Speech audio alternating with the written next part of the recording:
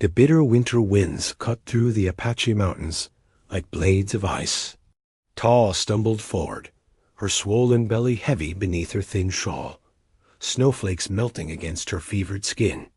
The imposing stone walls of Chief Bézhé's stronghold loomed before her last hope. Guards gripped their weapons as she collapsed at the gate. The wealthy chief, known for turning away beggars without a second glance, stepped forward himself, recognition flickering in his dark eyes as they fell upon her face.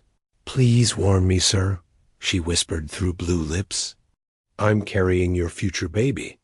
His expression hardened, then softened as he saw the truth in her eyes. Will the proud chief acknowledge what happened between them under spring's full moon? Before we jump back in, tell us where you're tuning in from. And if this story touches you, make sure you're subscribed, because tomorrow I've saved something extra special for you. Chief Bézhé stood motionless, his weathered face betraying no emotion, as the woman's words hung in the frigid air between them. The small crowd of warriors behind him whispered among themselves. His hand moved instinctively to the medicine pouch hanging at his chest, a leather sack containing sacred stones, herbs, and talismans passed down through 7 generations of leadership. His fingers traced the intricate beadwork as he made his decision. "Bring her inside," he commanded, his deep voice silencing the murmurs. "To the healing lodge, quietly." 2 warriors moved forward, lifting Talé's near-frozen form with surprising gentleness. As they carried her through the massive wooden gates, Bézhé caught the disapproving gaze of Haske, his most ambitious warrior. The man's eyes narrowed slightly before he turned away, hand resting casually on his knife handle. Inside the healing lodge, warmth from a central fire pit embraced them. The chief dismissed the warriors with a gesture. When they were alone, he knelt beside the woman, studying her face. Memory stirred a spring gathering, ceremonial fires, and a night beneath stars when tribal boundaries had temporarily dissolved. "You claim this child as mine," he said finally, his voice low and controlled. Many women would say anything for shelter in such weather. Talé's eyes fluttered open, still glazed with fever, but clear with purpose. "I would die before dishonoring my words with a lie, Chief Bézhé." Her hand moved weakly to her stomach. "This life began during the moon of new leaves, when your people and mine shared the neutral valley. You wore the blue turquoise amulet. You spoke of your grandfather's teachings beneath the cottonwood tree." Bézhé felt a jolt of recognition, details no one could know unless they had been there. He remembered her now, the quiet woman with wise eyes who had listened to his stories as if they contained the secrets of creation itself. The deerskin covering at the lodge entrance rustled. Zhu, the tribe's medicine woman, entered, her ancient face creased with concern. "The rumors are already spreading like wildfire," she said without preamble. "What is this, my chief? Who is this woman?" "Examine her," Bézhé commanded, rising to his feet. "Tell no one of her condition or her claims until we speak again." Niu nodded once, moving to Talé's side with practiced efficiency. "And where will you be?" "Walking," he answered simply. "I need to think." Outside, snow had begun to fall again. Bézhé pulled his fur-lined cloak tighter, striding toward the quieter eastern edge of the stronghold. His people had carved this fortress from living rock, building stone dwellings against the canyon walls, creating a sanctuary impenetrable to all but the most determined enemies.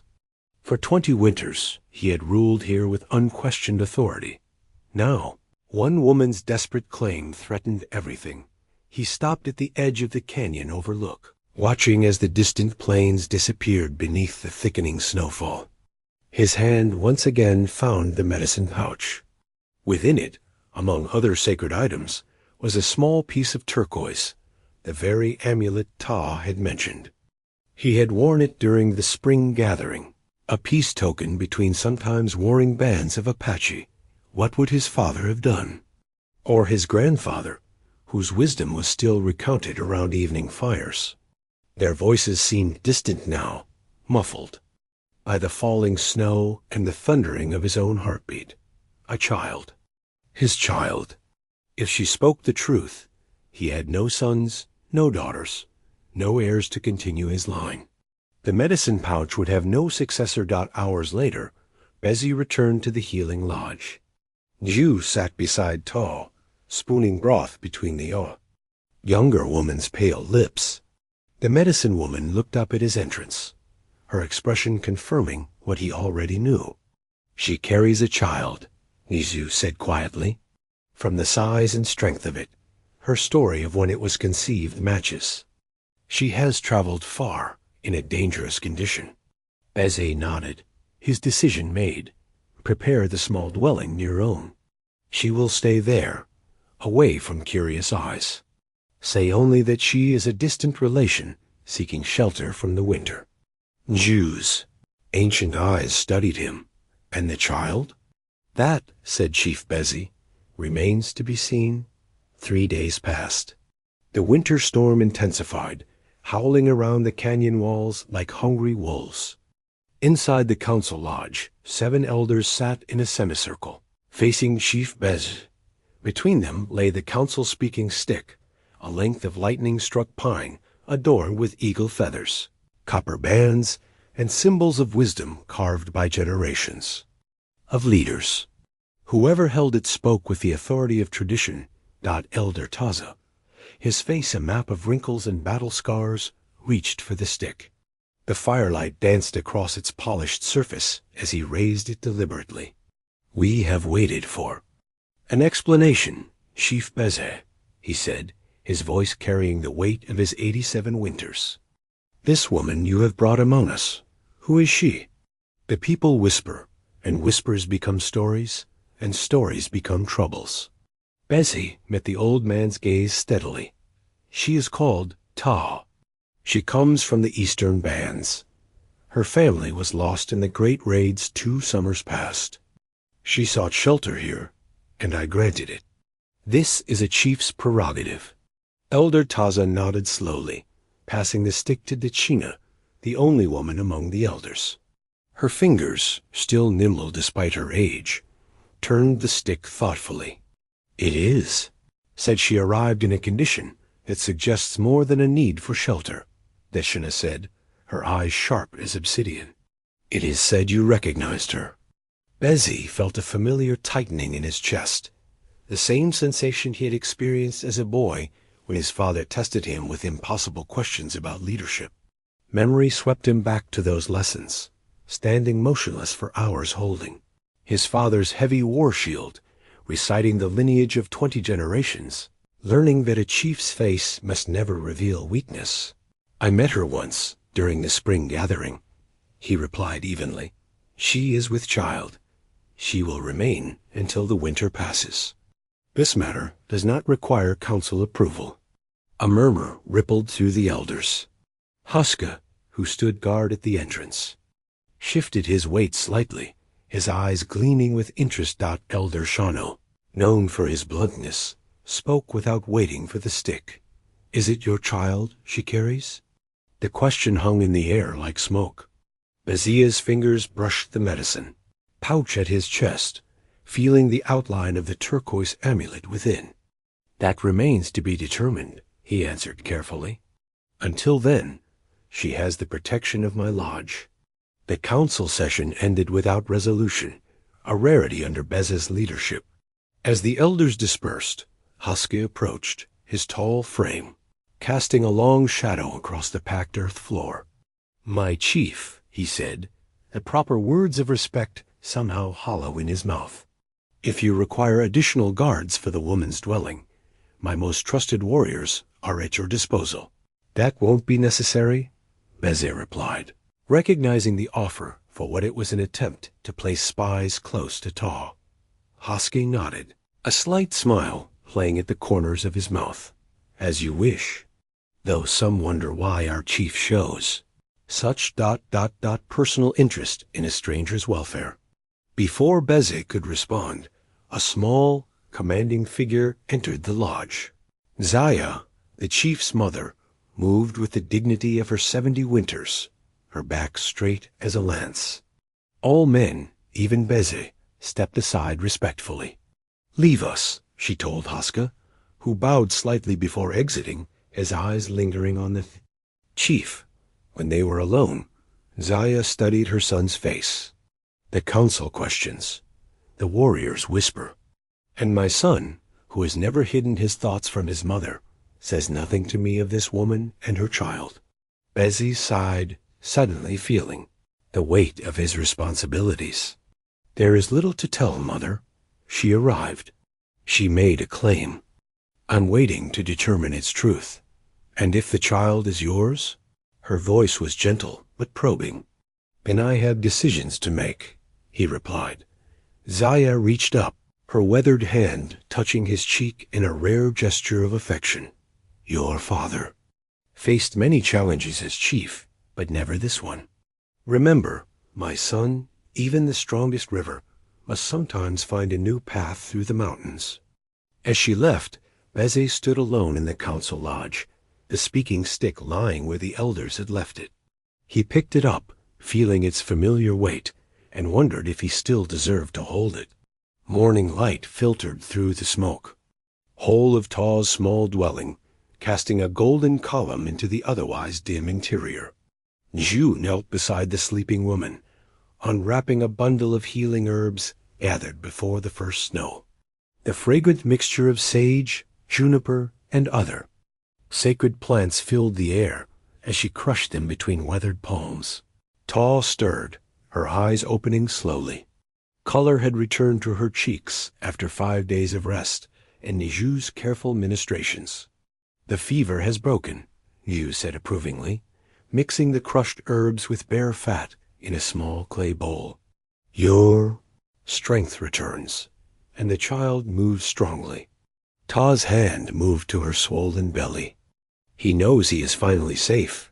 "He?" Zhu raised an eyebrow. "A mother knows," Tałé replied with quiet certainty. She struggled to sit up, and Zhu helped position her against a folded buffalo robe. "I dreamed of him last night standing tall, wearing the chief's medicine pouch." Zhu's hands paused in their work.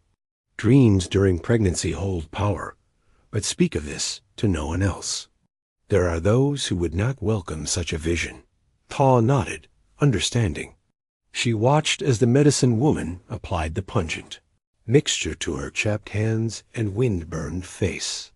The herbs stung and soothed. "I did not expect to live," Tałé confessed softly. "The last mountain pass, the snow was deep. I fell many times. I thought we would both die there. Yet you found strength to continue," Zhu observed. "For the child, always for the child." Tałé's eyes grew distant. "My mother died when our band was attacked. My father and brothers as well. I watched as they covered her body with her favorite blanket. I was hidden, so they did not find me. After that, I had nothing, no one, until this new life began growing inside me." Zhu listened silently, recognizing the story of survival familiar to too many Apache women. War, disease, and hardship had claimed countless lives. Yet they endured, like the desert plants that somehow flowered after the harshest droughts. "And the chief?" Zhu finally asked. "What passed between you at the spring gathering?" A small smile touched Tałé's lips. "We spoke beneath the stars. He told stories of his ancestors. I shared songs from my people. He seemed ... different from other men. Less concerned with appearing strong, more interested in being wise." Her hand returned to her belly. It was only one night, but that was enough. The dwelling's entrance flap rustled, and both women looked up. Chief Bézhé ducked inside, his imposing frame filling the small space. He carried a bundle wrapped in deerskin. "Leave us," he instructed Zhu, who gathered her medicines and departed with a meaningful glance at Tałé. Alone together for the first time since her arrival, they regarded each other in silence. Tałé saw new lines of worry etched around. his eyes. Bézhé noticed the quiet dignity in her posture despite her condition. "You look better," he said finally, setting the bundle beside her. "Food from my personal stores. Dried meat, pine nuts, berries." "Thank you," she replied simply. Another silence stretched between them, filled with unspoken questions. "Why did you not send word?" he finally asked, "after you knew of the child?" "And how would I have done this?" A flash of steel entered her voice. "Should I have sent a hawk with a message tied to its leg? Or perhaps borrowed a horse and rider from my non-existent tribe?" Bézhé blinked, unused to such direct challenge. Then, unexpectedly, he laughed a short, surprised sound. "You speak boldly to a chief," he observed, "but without anger." "I speak truthfully to the father of my child," she countered. "Is that not better?" His expression softened. "Yes, perhaps it is." He studied her face. "Tell me of your journey here." As Tałé recounted her months of hardship traveling alone, finding temporary shelter with other bands, working for food, always moving toward his stronghold, as her body changed, Bézhé listened with growing respect. Few warriors would have survived such a journey, let alone a woman carrying new life. When she finished, he spoke a single word. "Why?" Tałé met his gaze directly. "Because a child deserves to know his father. And because I believed you were a man who would acknowledge his blood. Was I wrong?" The challenge hung between them, unanswered. The next morning, Bézhé arrived as the first light touched the canyon walls. This time, he carried something larger, a carved wooden cradle board, its surface adorned with protective symbols and lined with the softest rabbit fur. Tałé's fingers traced the intricate carvings: eagle for vision, bear for strength, wolf for family loyalty. "This is fine work," she said quietly. "Old work," Bézhé nodded. "It was mine and my father's before me. Every chief's child in my line has slept in this cradle board for 12 generations. The significance of the gesture hung between them. By bringing this sacred family item, Bézhé had taken the first step toward acknowledging the child and her claim. "My people make them differently," Tałé observed, turning the cradle board in her hands. "The designs protect the baby from different spirits than these." "Show me," he said, settling across from her dot with small movements. Tałé indicated where her people would add different symbols. She explained the meanings, how a certain spiral would confuse malevolent spirits, how a particular pattern of dots represented stars that would guide the child toward wisdom. Bézhé listened intently.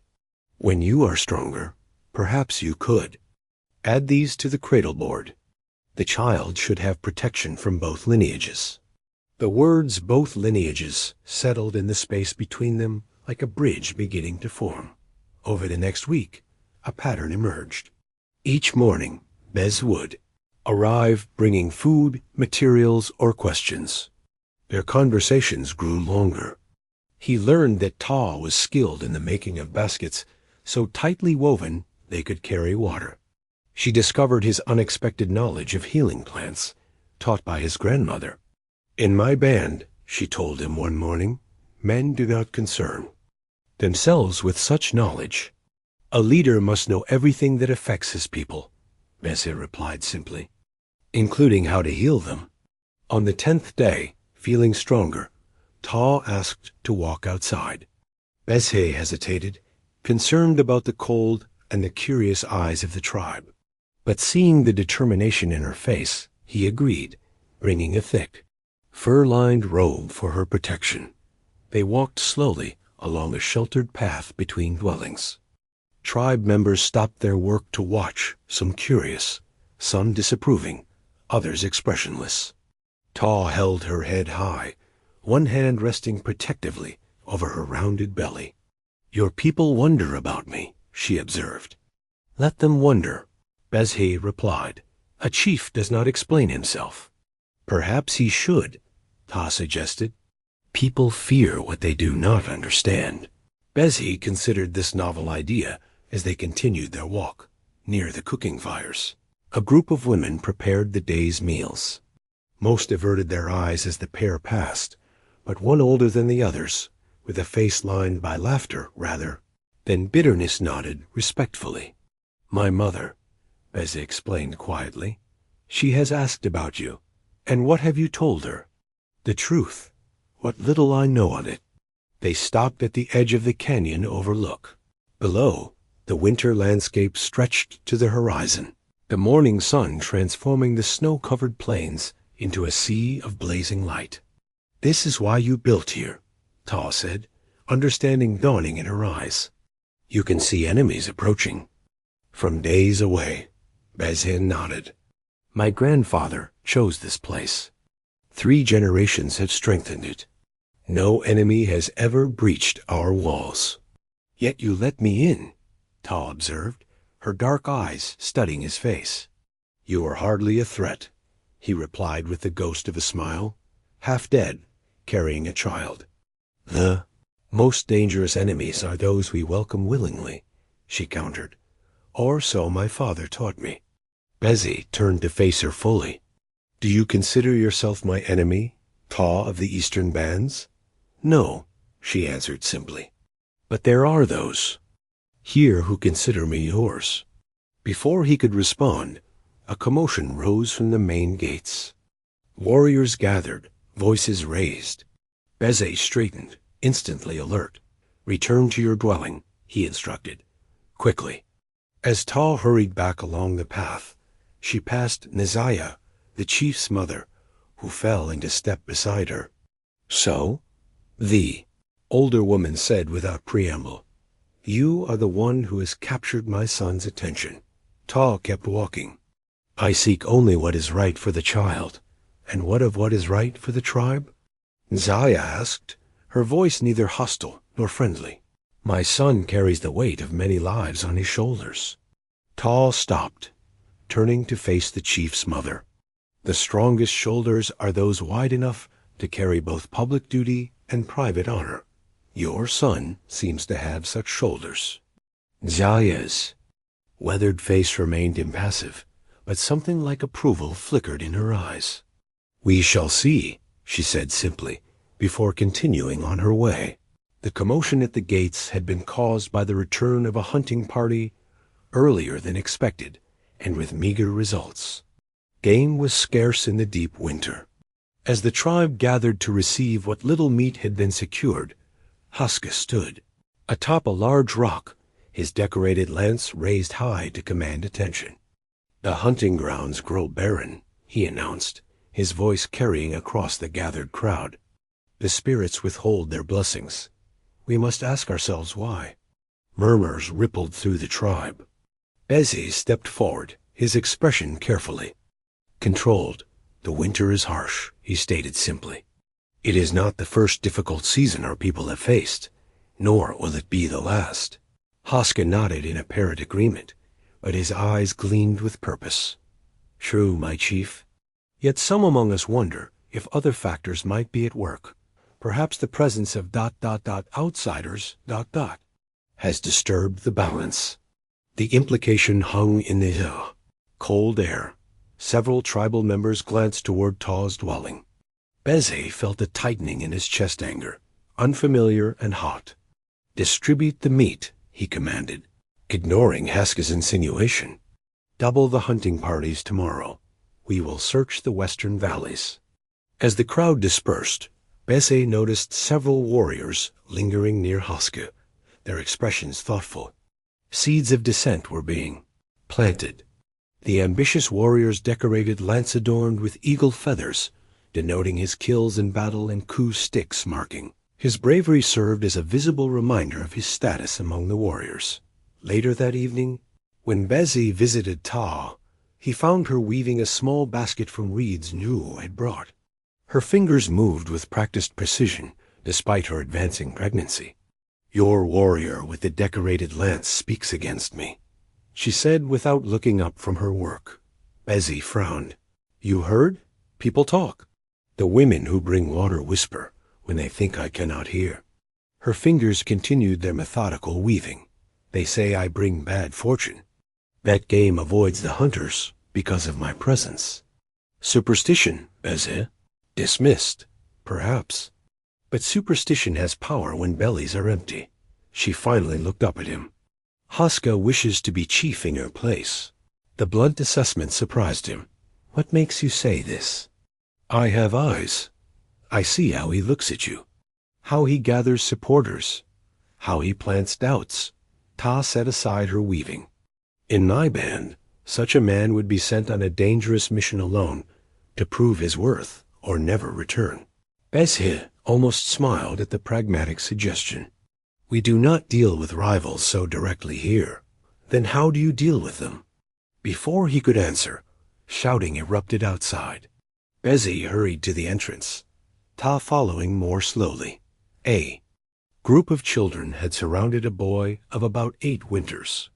They taunted him, pushing him from one to another like a game. Outsider's friend, stranger's pet. The boy's face was streaked with tears and dirt, but he kept his fists clenched at his sides, refusing to cry out. Bézhé stepped forward. Enough. His voice cut through the commotion, and the children scattered instantly, all except the boy, and one older girl who remained defiantly in place. He brings food to the outsider woman, the girl accused, pointing at the boy. My mother says she bewitches people. Bézhé recognized the girl as Haska's niece. The pattern became clearer. Go home, he told her firmly. Your mother would be ashamed to hear you speak so. When the girl had gone, Bézhé knelt beside the boy Tałé, the son of a warrior who had died the previous winter. You bring food to Ta? He asked gently. The boy nodded, wiping his face with a grimy hand. She tells good stories. About the stars and the animals. She doesn't treat me like I'm invisible since my father died. Bézhé felt something twist inside him, regret that he had not paid more attention to the fatherless children in his tribe. Come, he said, rising and placing a hand on the boy's shoulder. Let us both visit her now. The public gesture was not lost on those watching. Chief Bézhé, walking openly with the outsider woman's friend, entering her dwelling in plain view. Of all, by nightfall, the entire tribe would know dot inside. Ta welcomed the boy warmly. Resuming the story, she had apparently been telling him about how Coyote stole fire from the fire beings. As Bézhé listened to her weave the familiar tale with new details from her own band's version, he watched Tałé's face transform enraptured, the earlier tears forgotten dot when the story ended. Ta gave the boy the small basket she had been weaving. For collecting pine nuts, she explained. Strong enough to hold water, too. After Tałé left, clutching his gift proudly, Bézhé studied Ta thoughtfully. You have made an ally, he observed. I have made a friend, she corrected. There is a difference. The storm arrived without warning. Black clouds swept in from the west, bringing snow so thick it obscured the canyon walls. Wind howled through the stronghold, forcing everyone inside their dwellings for 3 days. Bézhé remained in his own lodge, surrounded by the symbols of his authority. On the wall hung the winter count, a large buffalo, high upon which generations of tribal historians had painted symbols representing each year's most significant event. His fingers traced the spiral of images that told his people's story, a great drought 6 generations back, the peace treaty with northern bands, the year his father became chief, and most recently, his own ascension to leadership. What symbol would represent this year? He wondered. A woman arriving in winter? A child born of unexpected union? Or something yet to come? On the 3rd day of the storm, restless and drawn by a need he couldn't name, Bézhé wrapped himself in furs and fought his way through the blizzard to Ta's dwelling. He found her sitting calmly by the fire, telling stories to young Tałé, and 2 other children who had been stranded there when the storm hit. The children looked up with wide eyes as the chief entered, snow falling from his shoulders. Ta nodded in greeting. continuing her tale without interruption, a story about how the first Apache people emerged from the underworld into this one. Bézhé settled by the entrance, listening as she described the journey through darkness into light. Her version differed subtly from the one he knew additional details. Different emphases, yet the core remained true. When she finished, the children begged for another, but Ta shook her head. The chief has come through dangerous weather. Perhaps he brings news the tribe should hear. Understanding her gentle dismissal, the children reluctantly prepared to leave. Bézhé stopped them. The storm still rages. Stay until it passes. Taklashim settled back happily, while the other two, a boy and girl from prominent families, exchanged uncertain glances. To be caught between the chief's command and their parents' possible disapproval was a difficult position. I will send word to your families, Bézhé assured them. Now, I believe there was mention of another story. For the next hour, Ta spoke of changing woman and her children, the sacred twins who freed the world from monsters. Bézhé watched the children's rapt faces, remembering how he had once listened with the same wonder to his grandmother's tales. When the children eventually dozed off, wrapped in warm blankets near the fire, Ta turned her attention to Bézhé. You risk much? Coming here in such weather, she observed. I wanted to ensure you were safe, he replied simply. A small smile touched her lips. The mighty chief, concerned for one woman? For the mother of my child, he corrected quietly, the admission falling naturally from his lips after days of internal struggle. Something soft in Ta's eyes. Then you believe me. I believe what I see with my eyes and feel in my heart, he said. Both tell me this child is of my blood. She nodded, accepting his acknowledgment without triumph or relief, as if she had never doubted the outcome. Will you tell the council? She asked, when the time is right. He glanced at the sleeping children. Some truths reveal themselves, gradually, like dawn breaking over the mountains. They sat in comfortable silence as the wind moaned outside. Finally, Ta spoke again. In my band, on nights like this, we would share the burden of our thoughts, things that weigh on our hearts. Bézhé considered this custom, so unlike his people's tendency toward stoic silence. What burdens your heart? Ta of the Eastern. Bands? She looked into the fire. That our child will grow between two worlds, belonging fully to neither. The honesty of her fear touched him. After a moment's reflection, he responded in kind. I fear the weight of leadership grows too heavy. He confessed quietly. Decisions that once seemed clear now appear clouded. Because of me? Because of many things. The tribe struggles.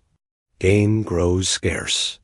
Young warriors like Haske hunger for change, for battle, for glory. He sighed. My father ruled for 30 winters. I wonder if I will see half so many. Ta studied him thoughtfully. Perhaps you are not meant to rule as your father did. What do you mean? Each leader brings different gifts. Your father was known for his strength in battle, yes. But perhaps your legacy will be different. Perhaps you are meant to be a bridge builder, not a warrior. Bézhé had never considered this perspective. Among his people, a chief's worth was measured first by his courage in war, second by his wisdom in peace. To prioritize the latter over the former was unheard of. As if sensing his thoughts, Ta added, the strongest tree is not the one that stands rigid against the storm, but the one that knows how to bend without breaking. Outside, the wind began to diminish, the storm's fury finally waning. But inside, something new had taken root, a different kind of connection based on shared vulnerability rather than shared strength. A week after the storm, the tribal council convened. This was no ordinary meeting. All adult members of the tribe were invited to attend. Such gatherings occurred rarely, usually before war or during times of great decision. The council lodge was packed beyond capacity. Those who couldn't fit inside stood at the open doorway or pressed against the hide-covered windows. At the center lay the speaking stick, and beside it, a ceremonial fan made from 13 eagle feathers, sacred object used only when truth was demanded by the ancestors themselves.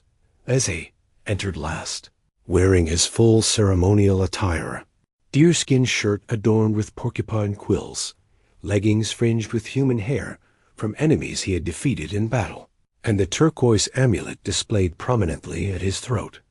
His face was painted with red ochre streaks, symbolizing his authority to speak with the voice of those who came before.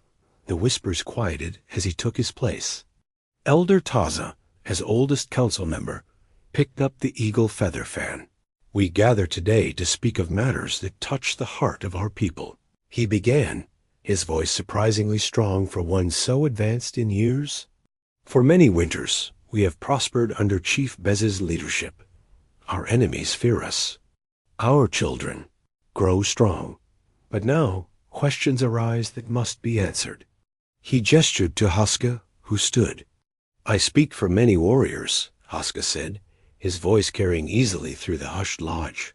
"Since the arrival of the woman called Tałé, strange occurrences have troubled our people. Game avoids our hunters.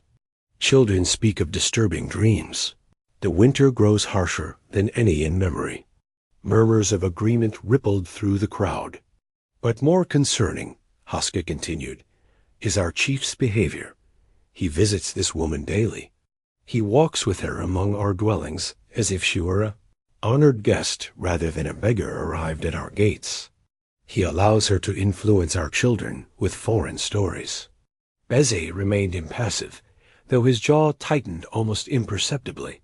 We asked plainly, "What is this woman to our chief? And what is her child to our people?" Haska's gaze fixed challengingly on Bézhé. "Some say the child she carries is yours, Bézhé. Is this true?" The lodge fell silent. Elder Tałé passed the eagle feather fan to Bézhé, who accepted it with steady hands. "It is true," he said simply. The admission sent a shock through the assembly. Though many had suspected, hearing the confirmation from the chief's own lips was different. "During the spring gathering, Ta and I shared time together," Bézhé continued. "She is a woman of honor from the eastern bands. The child she carries is my blood. When it is born, I will acknowledge it as my own." Haska's eyes narrowed. "And will this child of mixed blood one day lead our people? Will we place the medicine pouch around the neck of one who is not fully of our band?" "That decision lies far in the future," Bézhé replied evenly.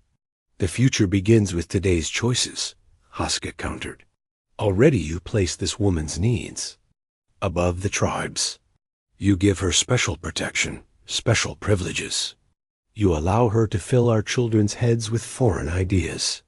Before Bézhé could respond, the lodge entrance hide was pushed aside. Ta entered, her pregnant form unmistakable beneath her robes. The crowd parted instinctively, creating a path to the center. "If you speak of me," she said clearly, "then I should be present to hear it." Gasps and whispers erupted. For an uninvited woman, especially one in her condition, to enter a tribal council was unprecedented. Elder Dechina leaned forward. "You overstep, woman of the eastern bands." "Perhaps," Ta acknowledged, "but I will not hide while my character is questioned and my child's future is decided." Bézhé watched her with a mixture of concern and admiration. She stood straight, her eyes clear and unafraid. "Let her speak," he commanded, offering her the eagle feather fan. Ta accepted it, understanding its significance. "I came to your stronghold, seeking nothing but shelter for myself and my unborn child. I made no demands beyond the most basic compassion any human might show another." Her gaze swept the assembly. "I am not your enemy. I am not a spirit of misfortune.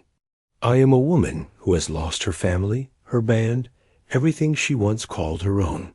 The only thing I have left is this child and my own 2 hands with which to provide for it." She turned to face Haska directly. "You speak of mixed blood as if it weakens. I say it strengthens. My people and yours share ancient roots. We speak similar tongues. We honor the same Creator. Our differences are like different fingers on the same hand, each with its purpose, each necessary. Her words, spoken with quiet dignity, resonated through the lodge. Even those who had come prepared to support Haske found themselves listening intently. Judge me by my actions, she concluded, not by your fears of what is different. She returned the fan to Elder Taza, then moved to stand beside Bézhé, not behind him as tradition would dictate, but at his side. The gesture was subtle, but profound, claiming equality rather than subordination. Bézhé felt a surge of something unfamiliar, not just respect or desire, but a deeper connection. In that moment, facing his tribe together, they were truly united. For the first time, the council disbanded without clear resolution, but the air had shifted. Some who had arrived suspicious of Tałé left with newfound respect for her courage. Others remained unconvinced, their loyalty to tradition unshaken. Haske departed quickly, his expression unreadable as the winter moon waxed full. An uneasy peace settled over the stronghold. Ta's condition advanced, her movements becoming more deliberate as the child grew. Bézhé's visits continued, now conducted openly rather than with previous discretion. They often walked the perimeter of the canyon together, his hand supporting. Her elbow, as they navigated the snowy paths. Dawn broke clear and cold on the 20th day after the council. Bézhé stood at the eastern lookout, surveying the vast landscape below. The first hints of spring teased patches of exposed earth where the snow had thinned. A subtle softening in the morning light. A movement on the distant plain caught his eye. A lone rider approaching at full gallop. Bézhé recognized the riding style even before he could make out the figure Kitsen, his most reliable scout. By the time Kitsen reached the gates, Bézhé was waiting. The scout dismounted, his horse heaving with exhaustion, its flanks streaked with dried sweat despite the cold. Speak, Bézhé commanded, noting the grim set of Kitsen's mouth. The scout extended his hand, opening his palm to reveal a blood-stained arrow. Its shaft was painted with red and black stripes, the unmistakable pattern of the Nakai, their most feared enemies to the north. They come, Kitsen said, his voice hoarse from hard riding. 3 days' journey behind me, perhaps 50 warriors. Bézhé took the arrow, examining the blood crusted on its tip. Whose blood? Chadi's, Kitsen replied.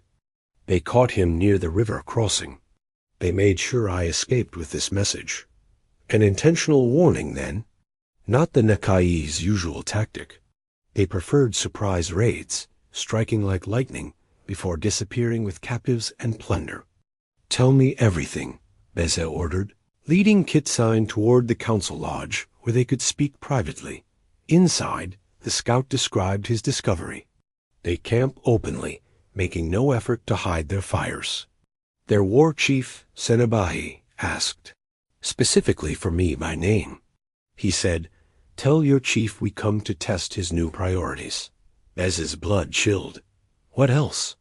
He spoke of the woman who weakens the great Bézhé, and the half-blood child that will never lead.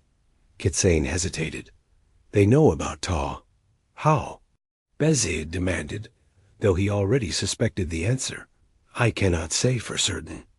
But among their warriors, I glimpsed a man wearing an Apache knife. It had the carved handle of Nu's second son, who left our band 3 seasons ago after quarreling with you. Desnabi, Bézhé murmured. His cousin, who had vowed revenge after Bézhé had publicly shamed him for stealing from the tribes. Winter stores. He would know our defenses, our routines. There is more, Kitsen added reluctantly. As I rode away, Senabahi called out one final message. Tell Bézhé we will accept his surrender if he delivers the foreign woman and her. Unborn bastard. Bézhé's hand tightened around the blood-stained arrow until the shaft cracked. Without another word, He strode from the lodge, issuing rapid commands to the warriors he passed. Prepare for defense. Secure the perimeter. Gather all hunting parties back to the stronghold. By midday, the entire tribe knew of the coming threat. Women gathered stores of food and water. Children were instructed in emergency procedures, where to hide, how to remain silent. Warriors checked weapons, reinforced defensive positions, and prepared fire arrows. In his own dwelling, Bézhé assembled his war leaders. 6 men, the most experienced warriors of the tribe, gathered around a map scratched into the dirt floor. Haska was among them, his knowledge of battle strategy too valuable to exclude despite recent tensions. 50 warriors, Bézhé began, approaching from the north. We have 3 days to prepare. Why do they announce themselves? Asked Sokenth, eldest of the war leaders. The Nakai they always attack from shadow. They believe we are weakened, Bézhé answered. They come expecting an easy victory. Haska's eyes flickered. Perhaps they have reason for such belief. The implied criticism hung in the air. Bézhé met Haska's gaze steadily. Speak plainly, Haska. Now is not the time for hidden meanings. Haska straightened. They come because they have heard our chief's attention is divided, that he places a foreign woman's welfare above tribal strength, that he acknowledges a mixed-blood child as his own. And how would they hear such things? Bézhé asked quietly. Unless someone wished them to hear. The accusation was clear. Haska's hand moved instinctively toward his knife, then stopped. You question my loyalty? I question how our enemies know so much about matters only recently discussed in council. The other war leaders shifted uncomfortably, watching the confrontation between chief and warrior. I have fought beside you since we were boys, Haska said, his voice tight with controlled anger. I have bled for this tribe. I have killed for it. Yes, Bézhé acknowledged, and you have also hungered to lead it. Before Haska could respond, the dwelling's entrance hide was pushed aside. Tałé stood there, her presence immediately commanding attention. The war leaders stared, some with surprise, others with thinly veiled hostility. This council concerns war, Sokenth said firmly.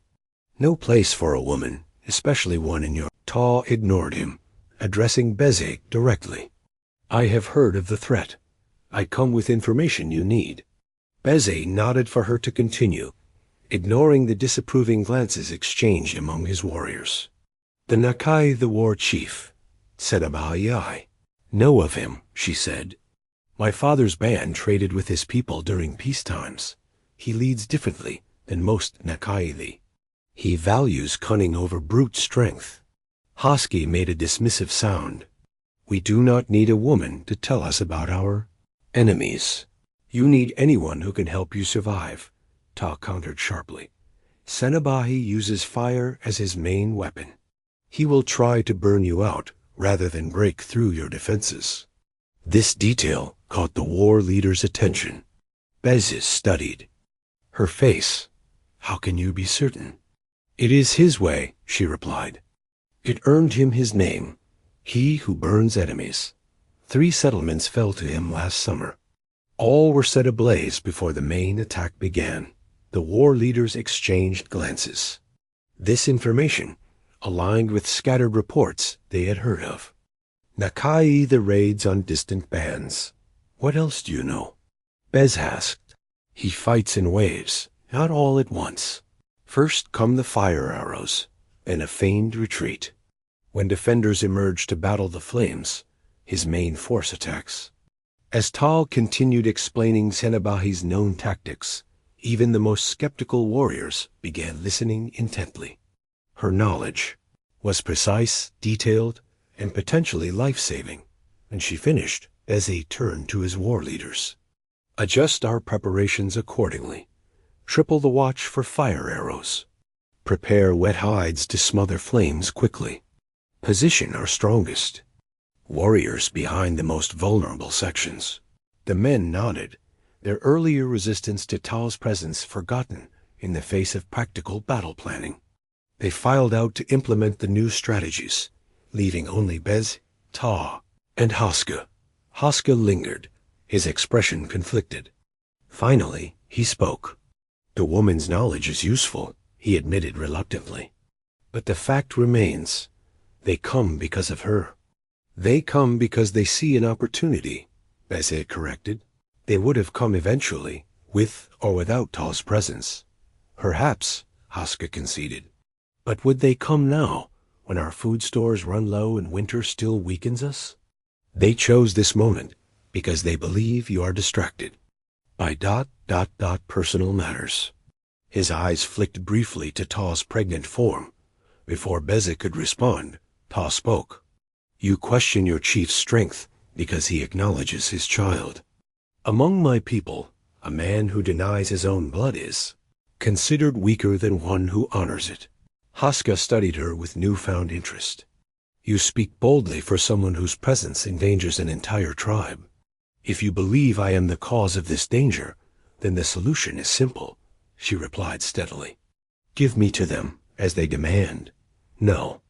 Bézhé's voice cut through the air like a blade. It is the logical choice, she continued. One life against many.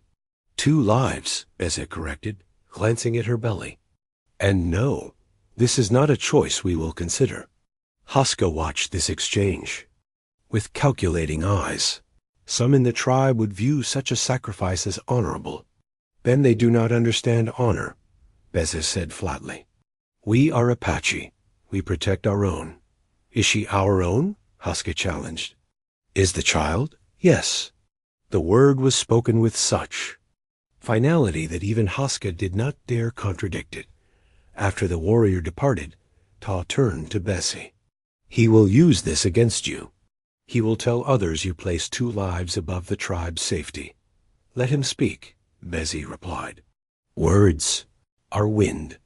Actions reveal truth. And what truth do your actions reveal, Chief Bézhé? She asked softly. He looked at her for a long moment. That some things, once acknowledged, cannot be abandoned without losing something essential within ourselves. The preparations continued, through the day and into the night. Bézhé ordered Tałé to remain in the innermost section of the stronghold, where the tribe's children and elders would shelter if the outer defenses failed. She agreed, but only after extracting a promise that she would be kept informed of all developments. As darkness fell, Bézhé gathered the entire tribe. Standing atop the central fire pit stones, illuminated by flames that cast his shadow large against the canyon walls, he addressed his people. The Nakai, they come to test our strength, he proclaimed. They believe us weakened by winter and internal division. They are mistaken. We will show them that the people of the canyon remain strong, unified in the face of threat. His eyes swept. Across the assembled faces warriors preparing for battle, women organizing defenses, children trying to appear brave, elders whose expressions had seen many such moments across long lives. They offer a false choice surrender 2 lives to save many. This is not our way. We stand together or not at all. Among the crowd, he noted reactions. Nods of agreement from most, but frowns and sidelong glances from some, particularly those who had aligned themselves with Haska in recent councils. After the assembly dispersed, Bézhé sought out his mother. Zaya sat near the medicine lodge, grinding herbs with a stone mortar and pestle preparing healing poultices for the wounds that would inevitably come. You speak well, she said. Without looking up, your father would be proud. Bézhé settled beside her. And you? Are you proud of your son's decisions? Her hands paused in their rhythmic grinding. You choose a difficult path. Protecting the woman and child is honorable. But at what cost to the tribe? Would you have me give them to Senebay? I would have you consider all possibilities, she replied carefully, including those that may break your heart but save your people. Bézhé frowned.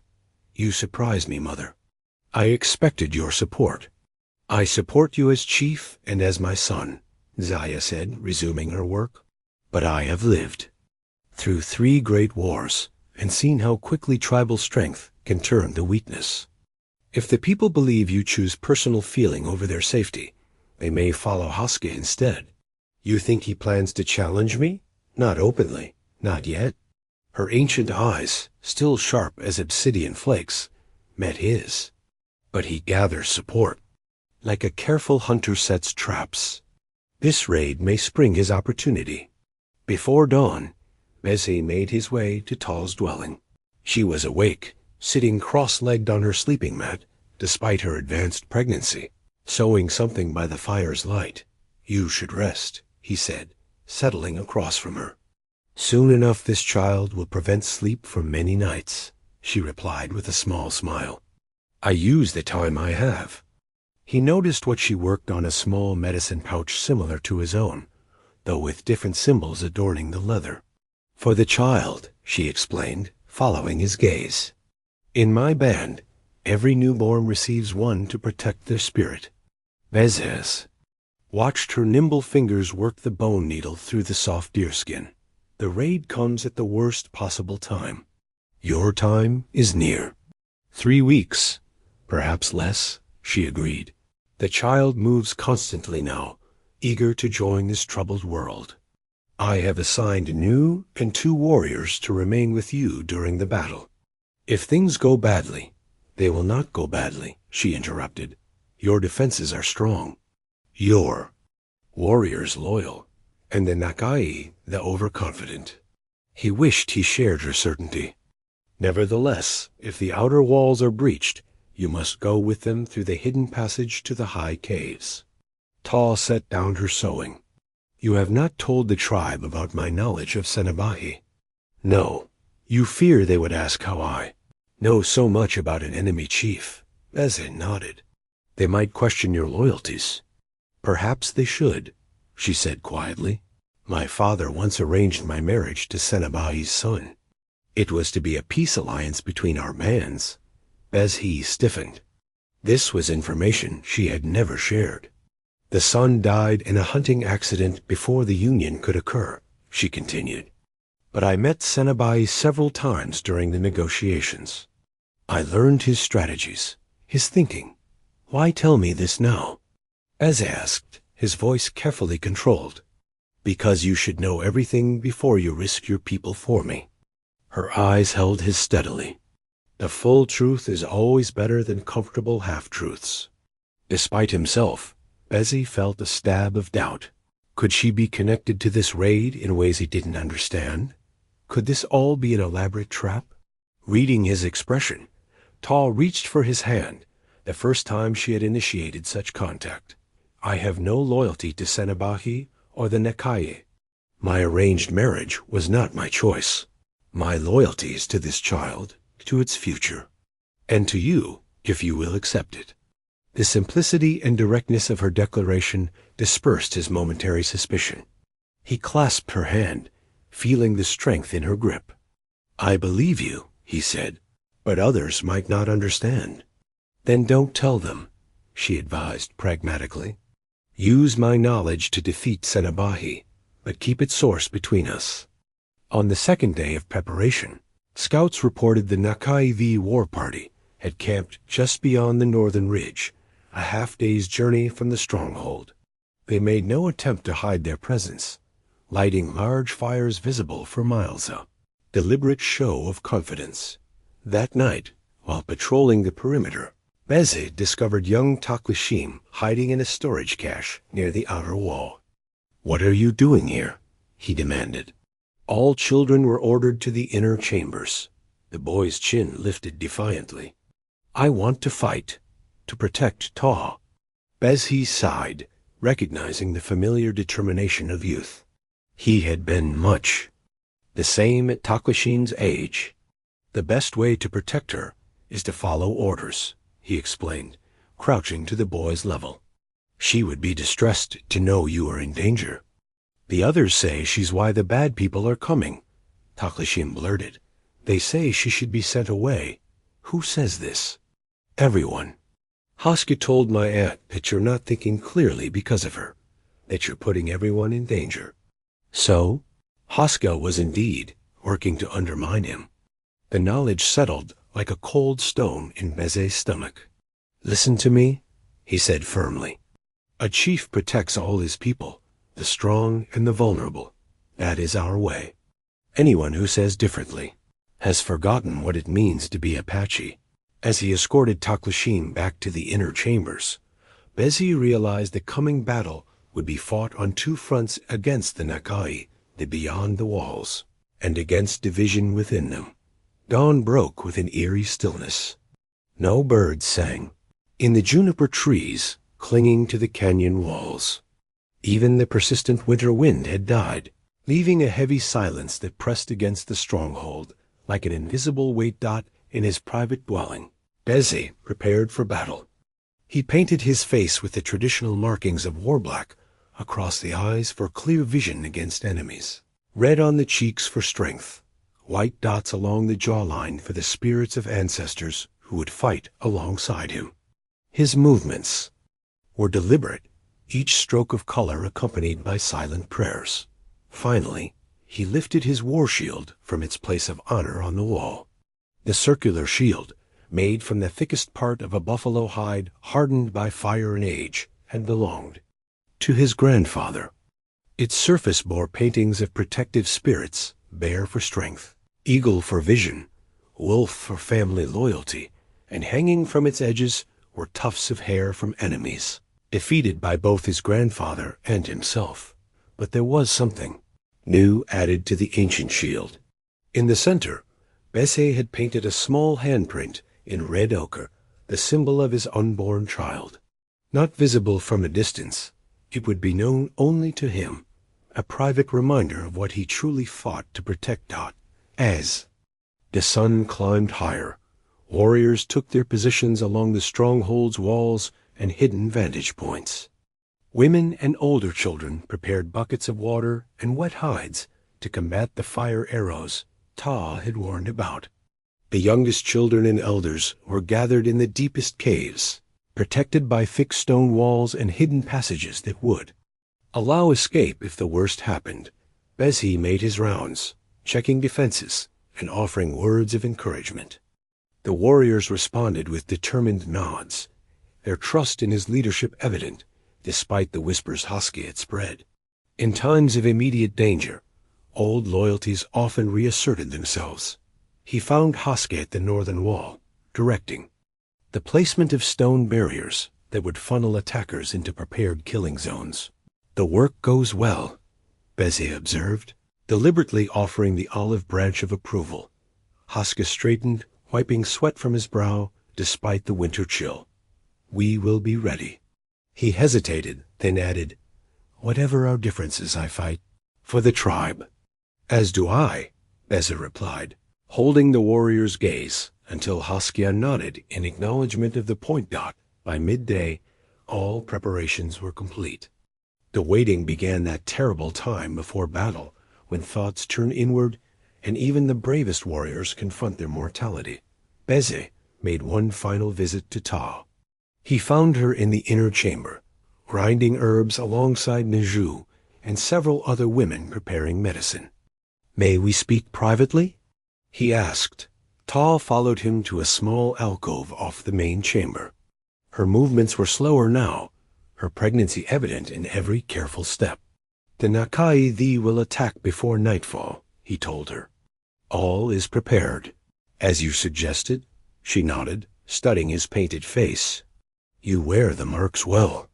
Your ancestors will recognize you among them." The implication that he might join his ancestors in death hung between them. "If I fall," he began, but she placed her fingers against his lips, stopping the words. "You will not speak of falling on this day," she said firmly. "A father of my child returns to me. This is the only truth I accept." Despite the gravity of the moment, Bézhé felt a smile tug at his lips. "You command with the authority of a chief." "I command with the authority of one who carries life," she corrected. "A different power, but no less real." Impulsively, Bézhé reached into his medicine pouch and withdrew the turquoise amulet, the one he had worn at the spring gathering where their paths first crossed. "Keep this," he said, placing it in her palm. "It has protected my family for generations." Taw's fingers closed around the smooth stone. "I will return it to you when the battle is won. And if victory comes at great cost," he asked quietly. She met his gaze steadily. "Then we will rebuild what is broken. Together." In that moment, something shifted between them, moving beyond mutual respect, beyond physical attraction, beyond even their shared responsibility for the coming child. Something deeper took root, a connection forged in the crucible of impending danger. Without thinking, Bézhé leaned forward and pressed his lips to hers, their first kiss since the night of the child's conception. It was gentle but firm, a promise rather than a farewell. When he pulled away, Taw's eyes remained closed for a moment, her expression unguarded for the first time since he had known her. When she opened them, there was a new certainty in her gaze. "Return to me, Bézhé," she whispered. "Return to us." As he left the inner chamber, shield in hand, war paint bright against his skin, Bézhé felt a curious lightness despite the danger. Ahead, whatever happened in the coming battle, he now fought with complete clarity of purpose. They came at dusk, when the fading light cast long shadows across the canyon shadows that could hide advancing warriors. The first sign was movement along the northern ridge, pinpricks of torchlight appearing like early stars. From his position atop the highest watchtower, Bézhé raised the signal drum. 3 slow beats echoed through the stronghold, the warning all had been waiting for. Throughout the settlement, final preparations accelerated. Warriors took their positions. Women gathered children who had not yet been moved to the inner chambers. Elders offered last prayers for protection. The Nakai made no attempt at stealth. Their war cries carried across the distance, designed to strike fear into defenders' hearts. 50 voices raised in unison, accompanied by the rhythmic pounding of spear shafts against shields. Beside Bézhé, old Sokanth grunted. "They want us afraid before the first arrow flies." "Let them waste breath on noise," Bézhé replied calmly. "We hold the high ground and strong walls." As Tal had predicted, the first attack came in the form of fire arrows, dozens arcing. High over the outer walls, trailing smoke and flame against the darkening sky. Most fell harmlessly in the open spaces between dwellings, where defenders quickly smothered them with wet hides. A few struck thatched roofs, which had been pre-soaked with water in anticipation. "They test our readiness," Bézhé observed as another volley of flaming arrows rose and fell. "The real attack comes after." Sure enough, after the third volley, a group of Nakai the warriors rushed toward the main gate, carrying a battering ram fashioned from a massive pine trunk. They were met with a hail of arrows from defenders positioned along the walls. 3 fell immediately, but the others pressed forward with reckless determination. "They sacrificed these few to learn our defensive positions," Bézhé said to Kitsain. "Send runners to warn the warriors to change locations after each volley." The battering ram never reached the gate.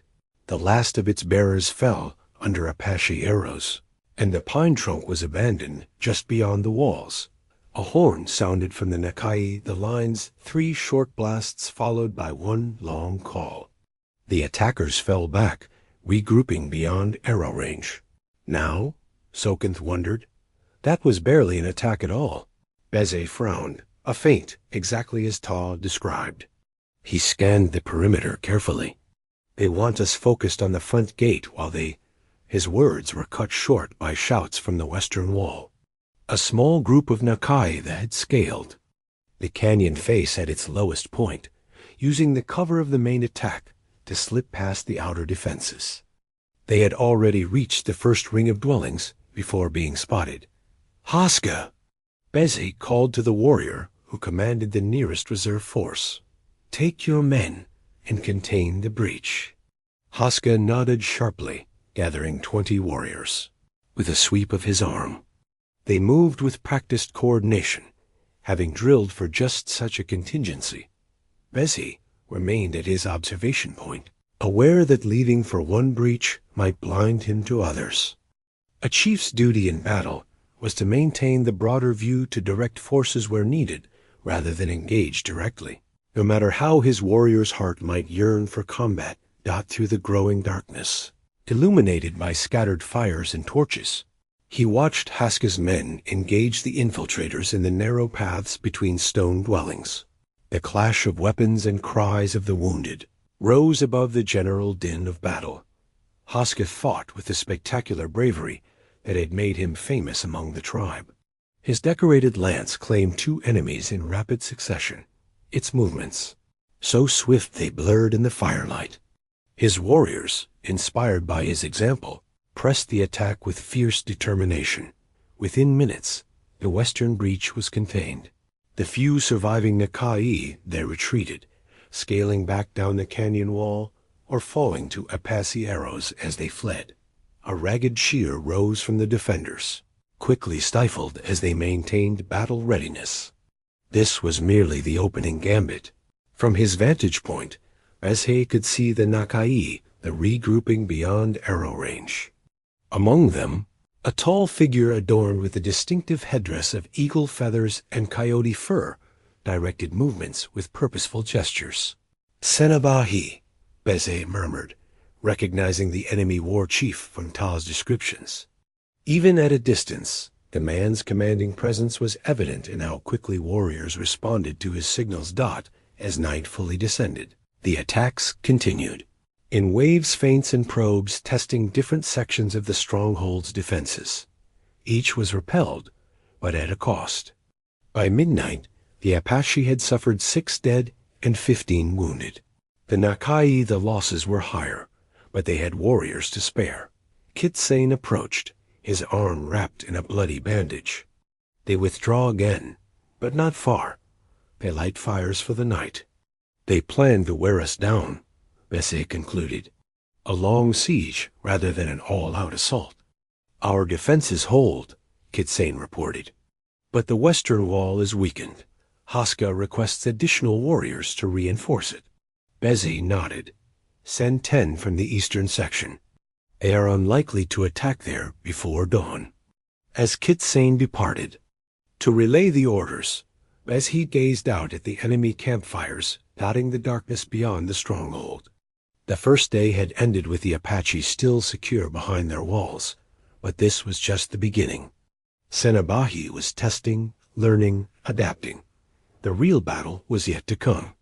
In the pre-dawn hours, Bézhé made his way to the medicine lodge where the wounded were being treated. The air inside was thick with the scent of blood and healing herbs. Women moved quietly among the injured, applying poultices and offering water. Zhu directed their efforts with calm efficiency, her ancient hands steady as she tied bandages. And mixed medicines. How many? Bézhé asked her quietly. 23 wounded. 6 will not see tomorrow's sunset without the spirit's intervention. She glanced up at him, her eyes sharp despite her exhaustion. You should rest. A tired chief makes mistakes. Soon, he promised, though they both knew it was unlikely. As he turned to leave, his gaze fell on a small item near one of the wounded warriors, a bundle of roots tied with red and black thread. Bézhé froze, then quickly picked it up, concealing it in his palm. Who treated this man? He asked Zhu, keeping his voice neutral. Many hands have worked here tonight, she replied. I cannot say for certain. Bézhé nodded and exited the lodge, the root bundle clutched tightly. Once outside, he examined it more carefully. The roots were from the western arm. Bézhé sought out Sokenth, the one war leader whose loyalty remained unquestioned after decades of service. Poison, he said simply, showing the elder warrior the bundle. Found among our wounded. Sokenth's weathered face darkened. Placed to make certain deaths appear natural in the chaos of battle. We have a traitor among us, Bézhé confirmed. Someone who communicates with Senabahi, perhaps the same one who told them of Tałé. Haska? Sokenth suggested, giving voice to Bézhé's own suspicion. Perhaps. But we need certainty before making such an accusation. They agreed to investigate quietly, assigning trusted warriors to watch key locations without explaining the full reason. Bézhé also doubled the guard around the inner chambers, where Ta and the most vulnerable tribal members sheltered as dawn broke. The Nakai resumed their attacks more coordinated now, focusing on the western wall, where the previous day's breach had occurred. The fighting was fierce, with warriors on both sides showing exceptional bravery. Haske again distinguished himself, his decorated lance claiming multiple enemies as he led the defense of the most vulnerable section. By midday, the attackers withdrew once more to regroup. The momentary lull gave Bézhé a chance to check on Ta. He found her helping the medicine women prepare fresh bandages, her face drawn with fatigue, but her movements still purposeful despite her advanced pregnancy. "You should be resting," he chided gently. "As should you," she countered, setting aside her work and following him to a quiet corner. "How goes the battle?" "We hold, but they learn our patterns with each attack." He hesitated, then showed her the poison root bundle. "This was found among our wounded." Ta's eyes widened. "Blackroot. It kills slowly, mimicking fever from infected wounds." She looked up at him sharply. "Someone inside works against you." "Yes, and I fear they may target you directly. The guard around the inner chambers has been doubled, but you must be vigilant." She nodded gravely. "I will. But Bézhé, if there is a traitor, they may have shared more than just my presence. They may have revealed defensive weaknesses, escape routes."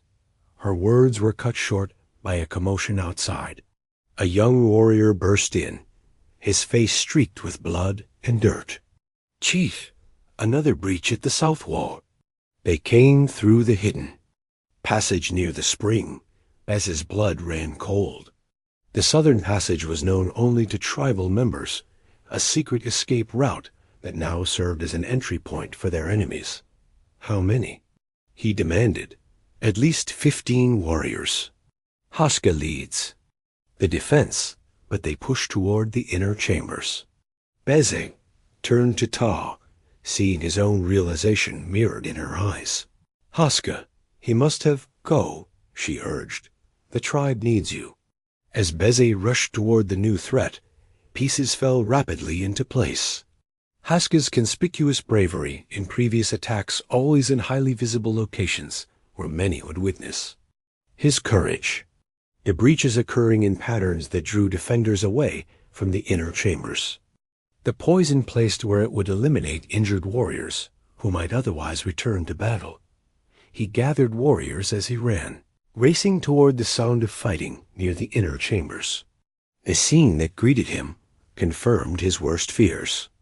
Nakai, the warriors, had penetrated deep into the stronghold, and the defenders were scattered, responding to multiple simultaneous threats. And there, in the midst of the chaos, Bézhé glimpsed a figure slipping toward the passage that led to Ta's shelter, a figure carrying Haske's distinctive decorated lance. But Haske himself was supposed to be defending the western wall. "The lance is a signal," Bézhé realized.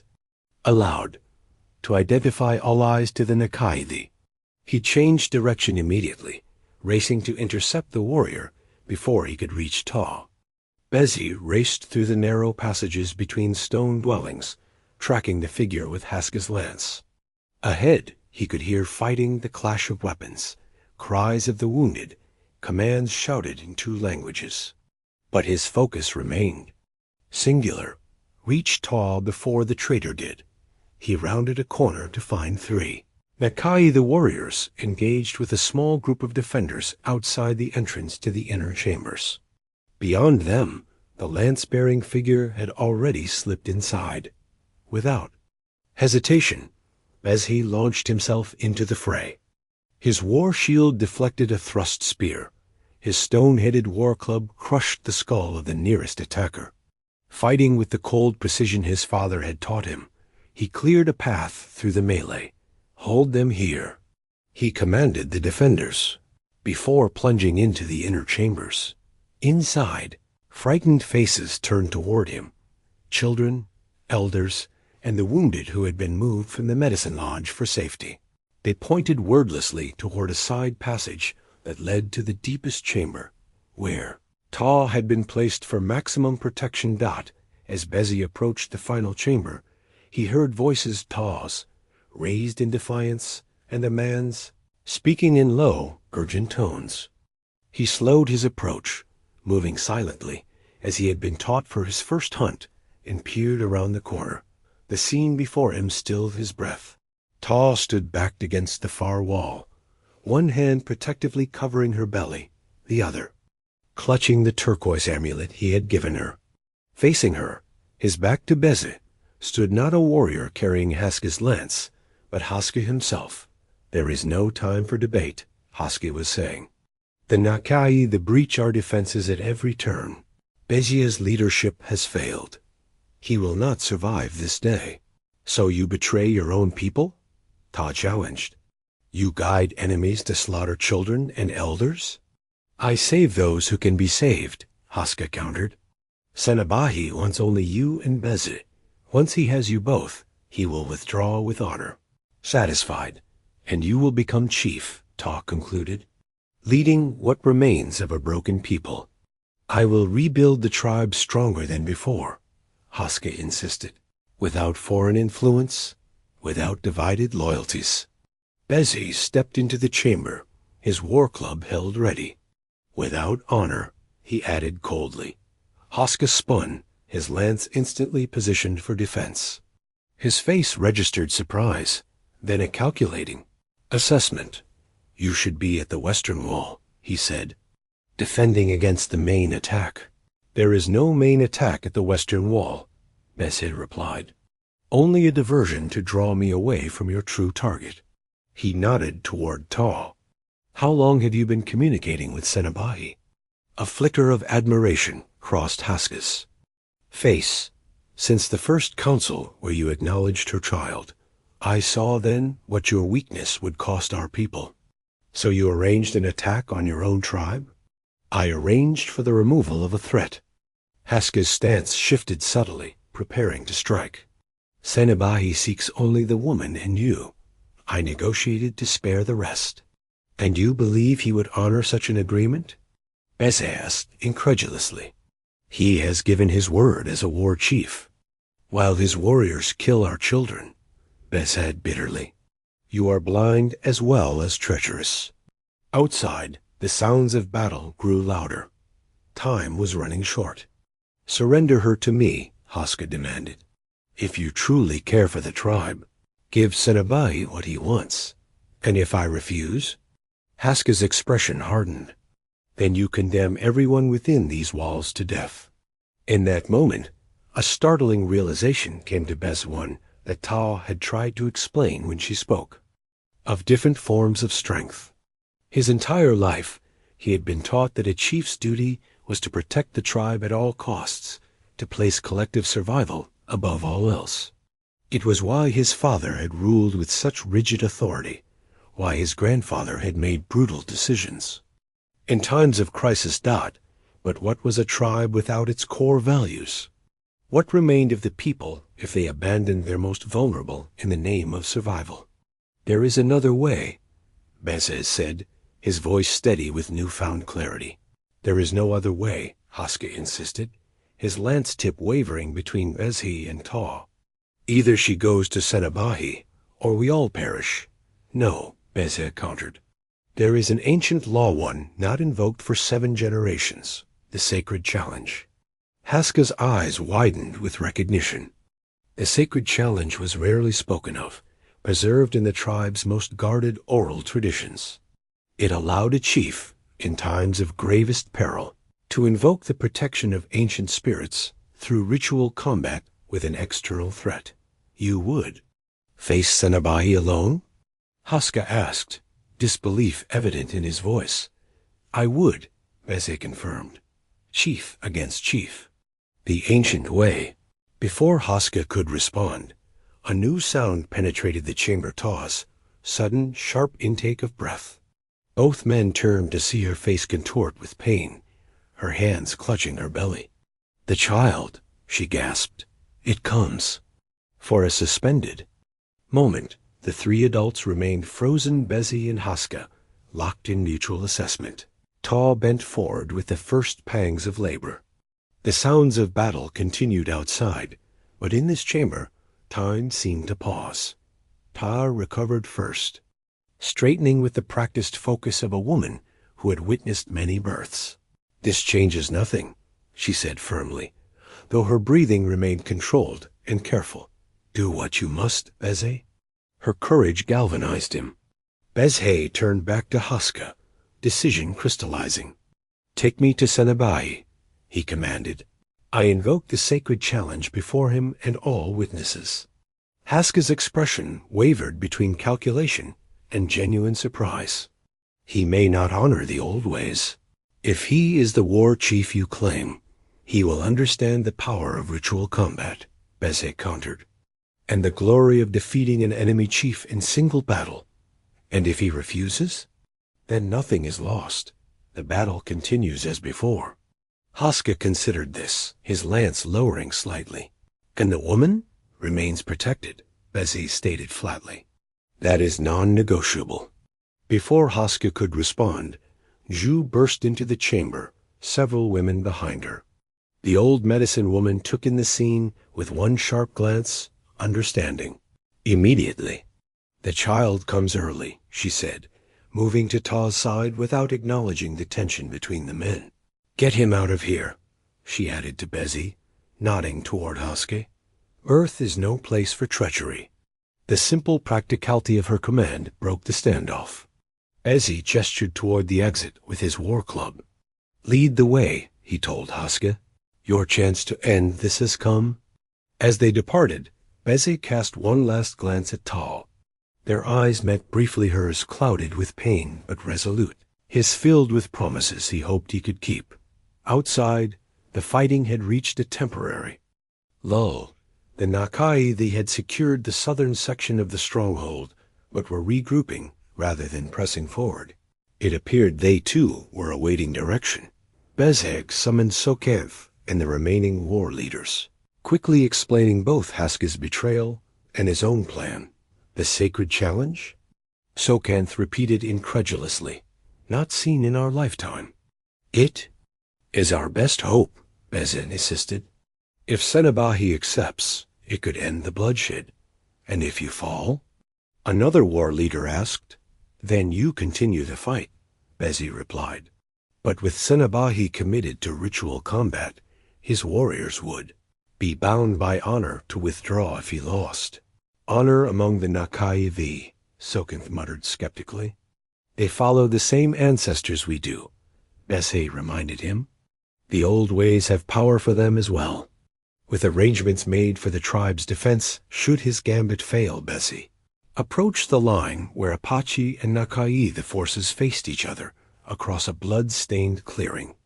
Haska walked slightly ahead, his lance now held vertically, the traditional signal for parley dot as they reached the no-man's land between forces. Bézhé removed his war club from his belt and plunged it blade first into the earth, another ancient signal that would be recognized by both sides. "I would speak with Senabáhi," he called out in the trading language common to both tribes. Chief to chief. A stir ran through the Nakadi the lines. After a moment, they parted to allow a tall figure to step forward, the same eagle-feathered, coyote-furred war chief Bézhé had observed from a distance. Senabáhi approached slowly, deliberately, his own weapon a stone-headed axe held, casually but ready. He stopped several paces away, studying Bézhé with the calculating eyes of a predator. "So," he said finally, his voice deep and resonant, "the great Bézhé emerges from behind his walls." "I come to offer the sacred challenge," Bézhé replied, without preamble, chief against chief, as in the days of our grandfathers. Senabáhi's expression registered genuine surprise, followed by a gleam of interest. "The old ways. Few remember them, no." "I remember," Bézhé stated. "Do you?" A slow smile spread across Senebahi's face, not of amusement but of appreciation. I remember. The winner claims victory for his people. The loser's spirit strengthens. The winner's medicine. And all others are spared, Bézhé added pointedly. No more blood spilled this day? Senebahi glanced at Haske, who stood silently nearby. Your warrior promised me the woman and her child. He said nothing of the sacred challenge. He is not authorized to speak for the tribe, Bézhé replied coldly. I am, and you offer.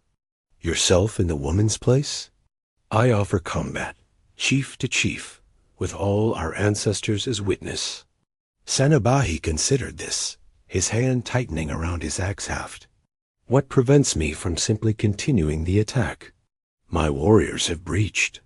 Your walls. Victory is near. Victory at what cost? Bézhé challenged. How many more Nakai thee will die today? How many more Apache?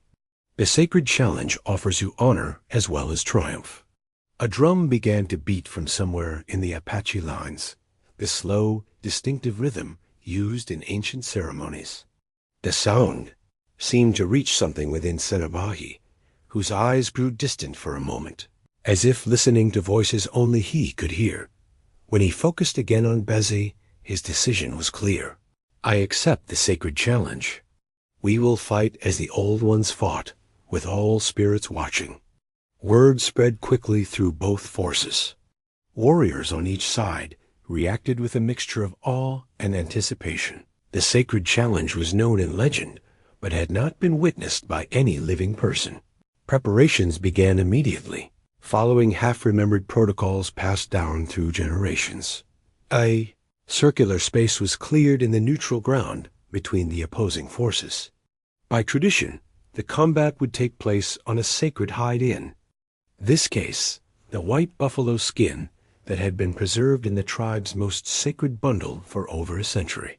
Bézhé had ordered it brought forward, a decision that caused murmurs among the elders, but was ultimately respected as the chief's right dot, as the white hide was ceremonially placed and blessed by spiritual leaders from both tribes. Bézhé retreated, briefly to prepare.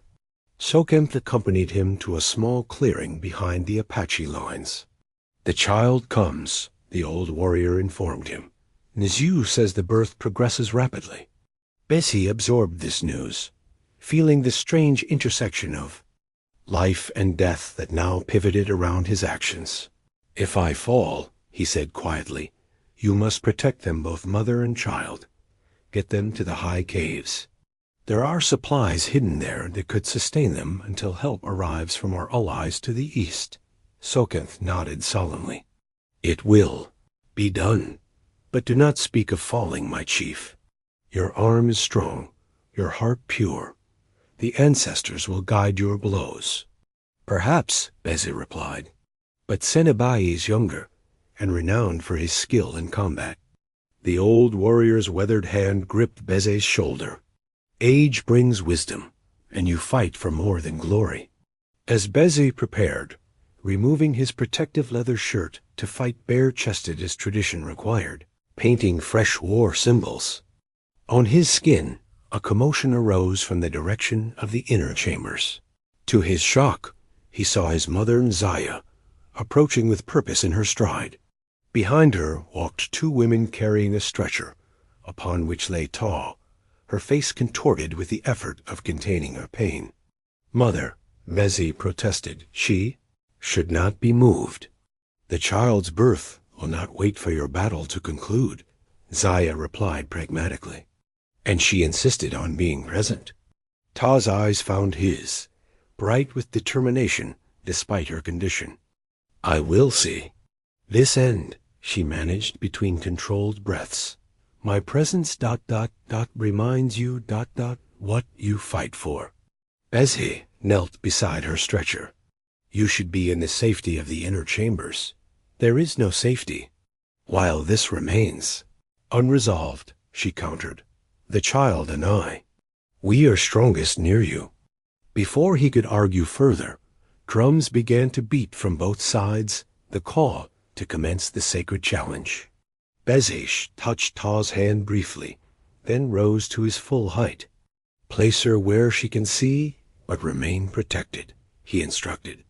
The women, to his mother, he added, guard her with your life. Zaya nodded once. Her ancient eyes filled with a fierce pride that needed no words.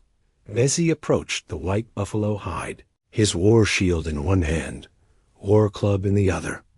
Across from him, Sanabai entered from the opposite side, similarly armed, but displaying the distinctive war paint of the Nakai, the jagged red lightning bolts across his chest. Black handprints on his shoulders dot as they stepped onto the sacred hide. An elder from each tribe recited the ancient terms of combat. The fight would continue until one chief could no longer stand. No interference would be permitted from either side. The victor would claim total authority over both tribes until the setting of the sun, after which the defeated tribe would be allowed to depart in peace, taking their dead and wounded. Do you accept these terms, Chief Bézhé of the Canyon people? The Apache elder asked formally. I accept, Bézhé replied, his voice carrying to all assembled. Do you accept these terms, War Chief Tsenabahi of the Nakai? The Nakai the elder asked. I accept, Tsenabahi answered with equal gravity. The elders stepped back. For a moment, the two chiefs regarded each other across the white hide, each taking the measure of his opponent, each aware of the stakes that extended far beyond personal survival. From the edge of the clearing came a sudden, sharp cry of pain. Taw, caught in the grip of a powerful contraction. The sound seemed to pierce Bézhé's consciousness, focusing his thoughts with crystalline clarity. In that moment, something unexpected happened. Bézhé reached into his medicine pouch and withdrew a small object, a carved piece of white stone, in the shape of a bear, an ancient talisman that had been passed down through generations of chiefs in his line. He placed it carefully at the edge of the buffalo hide, then looked up at Sanabai. I fight not just for my tribe's survival, he said in a voice meant only for his opponent's ears, but for something new to be born this day, a different kind of strength than our fathers knew. Senabahi's eyes narrowed, but something in Bézhé's words seemed to reach him. The Nakai, the chief, nodded once in acknowledgement, then raised his weapon. The sacred challenge had begun. The two chiefs circled each other on the sacred white buffalo hide, their movements deliberate and measured. Neither rushed to strike first, a show of patience and discipline that commanded respect from the warriors, watching in tense silence. Senabai moved with the fluid grace of a younger man, his muscles rippling beneath the red lightning symbols painted across his chest. Bézhé's movements were more economical, informed by years of experience and the knowledge that unnecessary exertion would drain his stamina. Beyond the combat circle, Taw lay on her stretcher, surrounded by the women of the tribe. Ngu and Zhu and Zaya had placed smooth berth, blessing stone's ancient river rocks, passed through generations in a protective circle around her. The stones had been carried by laboring mothers in the tribe for countless births, absorbing the power of each successful delivery, storing it for future generations. As another contraction seized her, Taw gripped Zaya's hand with surprising strength. The chief's mother leaned close, whispering encouragement in her ear, while keeping one eye on the deadly dance unfolding before them. Focus on your breath, Zaya instructed, like the tide washing in and out. Your body knows what to do. On the buffalo hide, the first exchange of blows occurred with explosive suddenness. Senabahi lunged forward, his stone axe whistling through the air. Bézhé raised his war shield, deflecting the blow with a sound like thunder that echoed off the canyon walls. He countered immediately, his war club striking low, forcing Sanabahi to leap backward. The Nakai, the chief, smiled, a predator's expression of appreciation for worthy prey. You move well for an aged chief, and you talk too much for a serious warrior, Bézhé replied, maintaining his defensive stance. They engaged again, weapons clashing with increasing ferocity. Senabahi pressed his advantage of youth and strength, launching a series of powerful strikes that forced Bézhé to give ground. One blow slipped past the war shield, opening a gash along Bézhé's upper arm. Blood flowed freely, but he showed no reaction to the pain dot. As the men fought, Tałé's labor intensified. Her cries now came with each contraction, impossible to suppress, despite her attempts to remain silent. Zhu examined her with practiced hands. "The child comes quickly," she announced. Strong and eager, like its father. Tałé's eyes remained fixed on the combat circle, even as her body worked to bring new life into the world. "Tell me," she gasped between contractions. "Tell me what happens." Zaya described the battle in terse phrases. Bézhé blocks a mighty blow. Senabahi stumbles, but recovers. Blood is drawn on both sides now. On the buffalo hide, the pattern of combat shifted. Bézhé, recognizing he could not match Senabahi's raw power, began employing the tactical wisdom gained through decades of warfare. He used the circular space strategically, forcing his opponent to turn into the late afternoon sun. He allowed Senabahi to tire himself with powerful, but increasingly inaccurate strikes.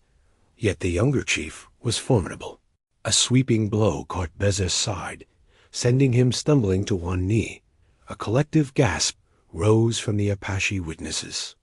Senabahi pressed forward for what appeared to be a finishing strike dot at that precise moment.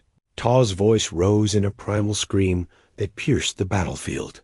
Both chiefs turned instinctively toward the sound, the unmistakable cry of a woman in the final stage of birth. That split second of distraction was all Bézhé needed. He surged upward from his knee, driving his war club into Senabahi's exposed ribs with a force that sent the younger chief staggering backward. The blow should have been decisive, but Senabahi recovered with remarkable resilience. Blood trickled from his mouth as he straightened, his eyes now burning with renewed determination. "You fight for her," he observed between labored breaths. "For the foreign woman and her child. I fight for my people," Bézhé corrected. "All of them." They clashed again, their weapons moving almost too fast to follow. Both men were bleeding now from multiple wounds, their painted bodies streaked with red that had nothing to do with ceremonial designs dot near the edge of the clearing. Tałé's labor reached its climax. With Zhu's guidance and Nazea's support, she pushed with all her remaining strength. The women around her murmured prayers and encouragement. "The head emerges," Zhu announced. "One more push, daughter of the Eastern bands." With a final, tremendous effort, Tałé bore down. The sound that escaped her was neither a scream nor a cry, but something more elemental, the vocalization of life force itself. On the buffalo hide, the two chiefs stood locked in a test of strength, weapons crossed between them, neither giving ground. Both heard the sound of new life entering the world, Azi, baby's first cry rising clear and strong above the battlefield. Bézhé felt something surge within him, not just strength, but clarity of purpose. In that moment, watching Senabahi's eyes flick toward the sound, he made his move. With the newborn's cry still echoing across the battlefield, Bézhé executed a maneuver his grandfather had taught him decades ago, a subtle shift of weight, a twist of his upper body, and a sudden application of leverage that broke the deadlock between the chiefs. Senabahi stumbled forward, momentarily off balance, as his war club connected with the side of the Nakai, the chief's knee. There was an audible crack, and Senabahi went down hard, his face contorting with pain. But even injured, he rolled instantly to a defensive position, his axe still gripped tightly. "Finish it," he growled, eyes burning with defiance despite his compromised position.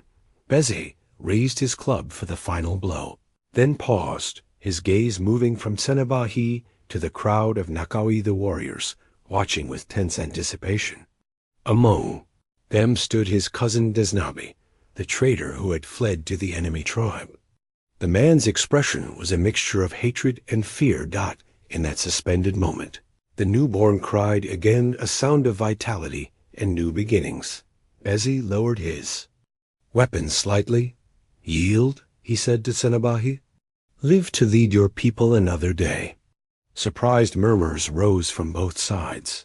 The sacred challenge traditionally ended only with death or complete incapacitation. Mercy was not part of the ancient protocol. Senabahi's eyes narrowed. You would spare me? Why? Because too much blood has been spilled already, Bézhé replied. Because your people need their chief, as mine need me. Because perhaps it is time for a different kind of strength to guide us. For several heartbeats, Senabahi remained silent, the weight of tradition and pride warring with pragmatism. Finally, he lowered his axe. I yield, he said, his voice carrying to all witnesses. The victory is yours, Chief Bézhé. A strange hush fell over the battlefield, as if neither side quite knew how to react to this unprecedented conclusion. Then, from the Apache lines, Sokenth raised his spear and let out a victory cry that was quickly taken up by the entire tribe. The sound washed over the clearing like a wave breaking on shore. Bézhé extended his hand to the fallen chief, helping him to his feet. Senabahi stood awkwardly, unable to put weight on his injured knee. By the terms of the sacred challenge, Bézhé announced formally, I claim authority over all assembled until sunset. My first command is this. There will be no more bloodshed this day. The Nakai they will gather their dead and wounded and prepare to depart in peace. He turned to face the Apache warriors. Our people will assist in tending the wounded of both tribes. We are enemies today, but we share the same earth, the same sky, the same creator. Today, we remember this. Healers from both sides moved cautiously into the space between the forces, beginning the solemn task of attending to the injured and preparing the dead for their journey to the spirit world. Senabahi was helped to a sitting position where Nakai the medicine people could examine his knee. Bézhé, bleeding from multiple wounds but standing tall, made his way to where Tałé with her newborn child. The women parted to allow him. Through, their faces reflecting a complex mixture of emotions, pride in their chief's victory, wonder at the birth that had coincided with it, uncertainty about what would follow. Tałé looked exhausted but radiant, her face shining with sweat, and triumph. In her arms, wrapped in a soft deerskin blanket, lay a tiny copper-skinned infant with a shock of black hair. A son, Zhu announced proudly. Strong lungs, strong grip, strong spirit. Bézhé knelt beside them, wincing slightly from his wounds. For a moment, he simply looked at the child, this new life that had entered the world amid death and battle. The boy's eyes were open, dark, and somehow knowing, as if he were already taking in the extraordinary circumstances of his birth. He has your brow, Ta said softly, and your father's chin, I think. She held the infant toward him. Would you like to hold your son? With hands that had moments ago dealt violence, Bézhé gently accepted the tiny bundle. The contrast was not lost on him, the weight of a war club replaced by the infinitely more precious weight of new life. The child squirmed slightly, then settled against his father's chest. He needs a name, Bézhé said, his voice thick with emotion he made no attempt to hide. In my band, Ta replied, the father names sons. Bézhé considered this responsibility. Carefully, names had power. They shaped destiny, connected a person to their ancestors, suggested the path they might walk in life. Looking down at his son, born on a day of both violence and mercy, conflict and resolution, ending and beginning. He knew what the name must be. Nahishti, Bézhé announced softly. He who bridges two worlds. Ta's eyes filled with tears. The name was perfect, acknowledging both the child's mixed heritage and the unprecedented circumstances of his birth. A bridge between tribes, between traditions, between the old ways and whatever new path might now open before them. Nahishti, she repeated, tasting the name. It is good. A shadow fell across them. Bézhé looked up to see his mother standing over them, her weathered face solemn. The tribe must see, Zaya said simply. In times of trouble, hope must be visible to all. She was right, of course. The people needed something to rally around after the fear and bloodshed of the past days. What better symbol than new life, the continuation of their lineage, the promise of future generations? Despite Niju's protests that Ta needed rest, a litter was prepared to carry mother and child. Bézhé himself would walk beside them, still wearing the marks of battle on his body, but now also carrying his ceremonial headdress, a magnificent creation of eagle feathers, ermine tails, and polished shells that symbolized his full authority as chief. He rarely wore it, considering it too ostentatious for everyday leadership, but Nazaya had insisted. This is not an everyday moment, she had reminded him. This is history being made. Dress accordingly. As the small procession prepared to move toward the center of the stronghold, Sokanth approached, his expression troubled. Haske has disappeared, he reported in a low voice, meant only for Bézhé's ears. In the confusion after your victory, he slipped away. Some say he went north with a small group of Nakai the warriors. Bézhé absorbed this news with a grim nod. Post additional guards tonight. He knows our defenses too well to ignore the threat of his return.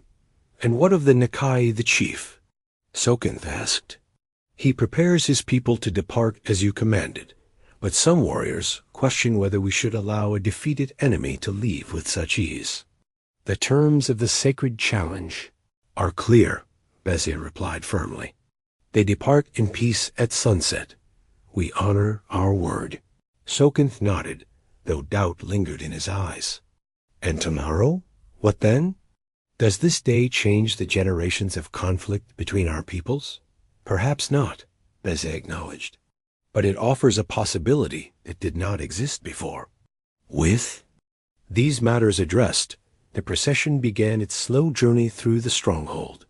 Word had spread rapidly, and Apache men, women, and children lined the path, eager to glimpse both their victorious chief and the newborn who had entered the world at such a pivotal moment. Bézhé walked tall despite his wounds, the ceremonial headdress catching the late afternoon sunlight, transforming him into a figure of almost mythic proportion. Beside him, Ta was carried on her litter, the infant Nahishi cradled in her arms, occasionally making his presence known with lusty cries that brought smiles to even the most battle-hardened faces. They stopped first at the council lodge, where the elders waited. One by one, each approached to acknowledge the child, offering traditional blessings and symbolic gifts, an eagle feather for vision, a small piece of turquoise for protection, a tuft of buffalo hair for strength. Elder Dachina, who had been among the most skeptical of Ta's presence, now leaned close to examine the newborn with critical eyes. After a long moment, she straightened and announced to all present, "The blood of chiefs flows strong in this one. His eyes already show wisdom beyond his hours." From the council lodge, the procession continued to the central gathering place, where the entire tribe could assemble. As they approached, Bézhé noted with surprise that Senabai had been brought there as well, his injured leg splinted, supported by two of his warriors. The Nakai the chief's presence was unexpected, but not unwelcome. It signified his respect for the outcome of the sacred challenge. When all were assembled, Bézhé raised his hands for silence. The murmurs of the crowd faded as he prepared to address his people. "Today," he began, his voice strong and clear, "we have witnessed both death and life, both ending and beginning. We have fought with courage to defend our home, our families, our way of life, and we have prevailed." A cheer rose from the Apache gathering, quickly subsiding as Bézhé continued. "But our victory comes not just from the strength of our arms, or the height of our walls. It comes from remembering who we truly are as a people, those who honor tradition while embracing the new paths the Creator opens before us. He gestured toward Ta and their son. This child, born amid battle, represents our future. He carries the blood of two bands, the wisdom of two traditions. In him, we see the possibility of strength through unity rather than division. Bézhé turned to face Tsenabahi. And to our Nakai the visitors, I say this: we have been enemies longer than any living person can remember. Perhaps it is time to consider whether this serves either of our peoples well. Tsenabahi's expression remained impassive, though something flickered in his eyes. Interest, perhaps, or simple calculation of advantage. Bold words from a victor, he responded finally. But words fade like morning mist. What actions would? You proposed, Chief Bézhé? It was a fair challenge. Peace between their peoples would require more than ceremonial declarations. Bézhé considered his next words carefully, aware that he walked a path with no clear precedent. I propose we begin with this day, he answered. You and your warriors will depart at sunset as agreed, taking your wounded and honoring your dead. But in 1 moon's time, I invite you to return not with weapons, but with words. A council of peace, where we might speak of hunting territories, of trade, of the old blood feuds that have cost both our peoples too much. Murmurs rose from both Apache and Nakai the gatherings, some approving, others clearly skeptical. Tsenabahi raised a hand for silence from his people. And why would I consider such an invitation? He asked. What does the Nakai the gain that would balance the glory of conquest? The glory of conquest is fleeting, Bézhé replied. You might take the stronghold today, next season, or in 5 winters' time. But at what cost? How many warriors would never return to their families? And how long before we rose again to reclaim what was taken? He paused, allowing the questions to settle. I offer something more lasting than temporary victory, a chance to redirect the strength of both our peoples toward common enemies, common challenges. Tsenabahi's hand moved to his splinted knee, a tangible reminder of his defeat in personal combat, yet his posture remained proud, unyielding. I will consider your words, he said finally, but make no mistake, if this is a strategy to lower our guard, you will find the Nakai they are not so easily deceived. I would expect nothing less, Bézhé acknowledged. Caution is the companion of wisdom. With this exchange complete, Bézhé turned his attention back to his tribe. He could sense their uncertainty, their questions about this unprecedented approach to their oldest enemies. He needed to reassure them without dismissing their valid concerns. Many of you wonder at this path, he said, addressing the Apache directly now. You ask, why speak of peace with those who came to destroy us? I say, because we are strong enough to attempt it. Because true courage sometimes means extending a hand rather than raising a weapon. He gestured toward the child in Ta's arms. I look at my son and ask what world I wish him to inherit. One of endless bloodshed, where each generation loses its strongest members to ancient hatreds? Or one where wisdom might sometimes prevail over war? As he spoke, the sun began its descent toward the western horizon, casting long shadows across the gathering. By the terms of the sacred challenge, the Nakai they would depart when the sun touched the mountaintops. Time was growing short. Bézhé made his way to Ta's side once more. With deliberate ceremony, he removed his ceremonial headdress and held it above the infant Nahishte. Before all witnesses, he proclaimed, I acknowledge this child as my son and heir. When he comes of age, the medicine pouch of our ancestors will pass to him, along with the responsibility it represents. This formal acknowledgement, performed with the full regalia of his office, was binding in ways that simple words could never be. The tribe would now recognize Nahishti as a legitimate successor, regardless of his mother's origins. Tsenabahi watched this ceremony with keen interest. When it concluded, He spoke again. An air of mixed blood, he observed. This too is unprecedented among your people, is it not? It is, Bézhé confirmed. But the strongest trees are those that grow from diverse soils. The Nakai the chief considered this, then made a decision that surprised all present. He removed a necklace from his own neck, a striking piece made from grizzly bear claws, interspersed with blue beads of rare value. Among my people, he said, when a child of significance is born, enemies who respect the father may offer protection. He extended the necklace toward Bézhé. I offer this not in submission, but in recognition of a worthy adversary. May your son grow to be as formidable as his father. The gesture was profound, not quite peace, but a step removed from outright hostility. Bézhé accepted the necklace with appropriate gravity. He will know who gave this gift, he promised, and the respect it represents. As the sun touched the western peaks, the Nakai that gathered their wounded and prepared to depart. The days, extraordinary events, battle, birth, challenge, and unexpected overtures of peace had transformed the atmosphere within the stronghold. Where there had been only grim determination to survive, now there flickered something else, a cautious hope for a different future. Yet as Bézhé watched the enemy warriors withdraw, he remained acutely aware that one crucial threat remained, unresolved. Somewhere beyond their walls, Haske was still free, his betrayal unpunished, his ambitions thwarted, but not extinguished, that the day's victories, momentous though they were, remained incomplete. Nightfall brought an uneasy calm to the stronghold. The Nasida had withdrawn as promised, taking their dead and wounded. Tribal healers worked tirelessly to tend the Apache injured, while others prepared the bodies of fallen warriors for their journey to the spirit world. 6 had died defending their home, each loss keenly felt in the close-knit community. Bézhé, his own wounds now cleaned and bound, made his rounds through the settlement.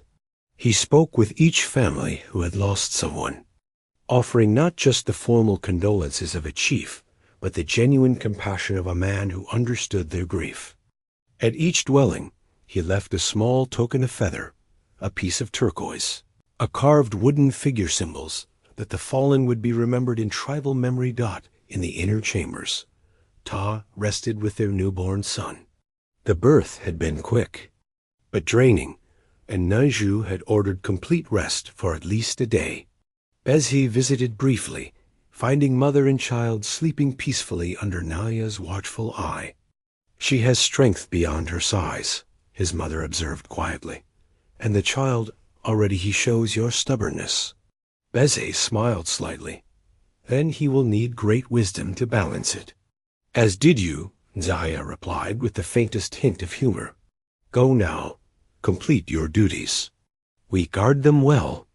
As midnight approached, Bézhé gathered his war leaders in the council lodge.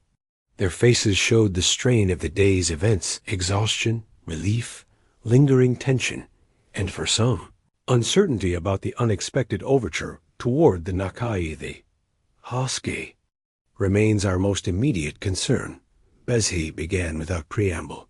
He knows our defenses, our routines, our weaknesses. And now he has nothing to lose. Sokenth nodded grimly. He took 6 warriors with him, young men who have always admired his battle prowess, all skilled fighters. And bitter at their chief's defeat, added another war leader. They will see Haske's way as the true Apache path strength without compromise. Double the watch tonight, Bézhé ordered. 4 men at each position, rotating frequently to stay alert. No fires that might blind night vision. Absolute silence on the walls. As the leaders dispersed to implement these precautions, Bézhé turned to Kitsen, who had remained behind. I need your eyes and ears beyond our walls, he told the scout. Haske will not have gone far. He knows the value of striking while we are still recovering. Kitsen's face betrayed his exhaustion, but he nodded without hesitation. I will find him. Take no unnecessary risks, Bézhé cautioned. Observe only. Return with information. After Kitsane departed, Bézhé found himself alone in the council. Lodge. The events of the day pressed heavily on him. The battle, the sacred challenge, the birth of his son, the tentative opening toward peace with the Nakaidi. Each alone would have been momentous. Together, they represented a turning point, unlike any in his people's recent history. From a small wooden chest near the council fire, he removed an ancient artifact, a stone knife with a handle carved from elk antler, its blade sharp despite countless years of use. This knife had cut the umbilical cords of 20 generations of chiefs in his line. Tomorrow, it would perform the same service for Nahishti, formally connecting the child to the earth and separating him from his life within his mother Dot. As Bézhé examined the blade in the firelight, a soft sound at the lodge entrance caught his attention. His hand moved instinctively to his war club, but he relaxed upon seeing young Taklashim standing hesitantly at the threshold. "Come," Bézhé invited, setting aside the knife. "You should be sleeping with the other children." The boy approached, his eyes wide with a mixture of awe and lingering fear from the day's events. "Is it true?" he asked. "That Ta had her baby during the battle?" "It is true," Bézhé confirmed. "A son, strong and healthy." "And is it also true that you let the Nakari, the chief, live?" "My uncle says a true Apache would have taken his head as a trophy." Bézhé regarded the boy thoughtfully, recognizing the importance of how he answered. This child represented the next generation, the one that would either perpetuate ancient hatreds or embrace new possibilities. "There is more than one kind of strength," he explained carefully. "There is the strength to take a life when necessary, but there is also the strength to spare one when possible. Today, both kinds were needed." Taklashim considered this with the serious concentration of childhood. Like how Ta is strong enough to have a baby, but in a different way than warriors are strong. "Exactly like that," Bézhé agreed, impressed by the boy's insight. "Different strengths for different purposes." Their conversation was interrupted by urgent footsteps approaching the lodge. Kitsane burst in, his breathing labored from running. "Chief," he gasped, "Haska returns." With more than just the 6 who left with him, Bézhé reacted instantly. "Taklashim, go to the inner chambers. Tell Nzahaya that Haska returns with forces. She will know what to do." The boy nodded once and darted from the lodge, his small form quickly disappearing into the darkness. "How many?" Bézhé demanded, already reaching for his weapons. 20, perhaps 30, Kitsane reported, still catching his breath. "Nakai the warriors, who separated from the main group. They approach from the east, the path least visible from our walls." "Senabai," Bézhé muttered. "He plays a double game, honoring the sacred challenge openly, while sending a faction to finish what he started." "Perhaps," Kitsane agreed. "Or perhaps these warriors follow Haska alone, without their chief's blessing. They wore no identifying marks of Senabahi's personal guard." This distinction mattered little in practical terms. Whether sanctioned or rogue, the approaching force represented an immediate threat to a stronghold already weakened by the day's fighting. Bézhé moved swiftly through the settlement, quietly alerting warriors and positioning them where they could respond most effectively. The stronghold's inhabitants, exhausted from the day's battle, rose to the new challenge with grim determination. Women who had been tending wounded now took up weapons themselves. Elders who could no longer fight gathered children in the deepest caves, preparing for the worst. On the eastern wall, Bézhé assessed their situation with Sokanth at his side. The moonlight revealed movement in the shadows of the canyon. Approach figures advancing with the practiced stealth of experienced raiders. "They come for 2 prizes," Bézhé observed quietly. "My life and my son's," Sokanth nodded grimly. "With both gone, the tribe would be vulnerable. Haska could claim leadership in the chaos that followed. Then we must disappoint him," Bézhé replied, a cold resolve settling in his chest. Position our best. Archers here, but hold their fire until my signal. We will let them approach, thinking their stealth has succeeded. As Sokenth moved to implement these orders, Bézhé felt a presence at his side. To his surprise, Zaya stood there, an ancient. Bow in her hands, the same weapon she had used as a young woman during the great raids 3 decades earlier. You should be with Ta and the child, he said. Others guard them, she replied simply. My place is here, beside my son. Besides, these old eyes still see well enough in darkness to find a target. Before Bézhé could argue, another figure emerged from the shadows, Ta herself, moving slowly but deliberately, the infant Nahishti securely strapped to her chest in the traditional cradle board. You should not be here, Bézhé sharply, alarm evident in his voice. The birth was only hours ago. You risk your health and the child's safety. We are safest near you, Ta countered, her voice quiet but firm. If Haske breaks through, no hiding place within these walls will be secure. He knows every tunnel, every chamber. There was undeniable logic in her words, though they contradicted everything tradition dictated about protecting new mothers and infants. Before Bézhé could respond, Kitsane appeared at his side. They have reached the base of the wall, he whispered. They bring climbing ropes. Bézhé made his decision. Sokenth, take 5 warriors and circle behind them through the south passage. Kitsane, signal the archers to prepare, but hold until my command. To Ta and his mother, he added, stay in the shadow of the inner wall. If fighting reaches you, retreat to the council lodge. It has the strongest door. The minutes that followed passed with excruciating slowness. Bézhé watched as dark figures began scaling the eastern wall, moving with the confidence of those who believed their approach remained undetected. He waited until the first heads appeared at the wall's edge, then raised his arm and brought it down sharply. A volley of arrows cut through the night. Several attackers fell immediately, tumbling back down the cliff face.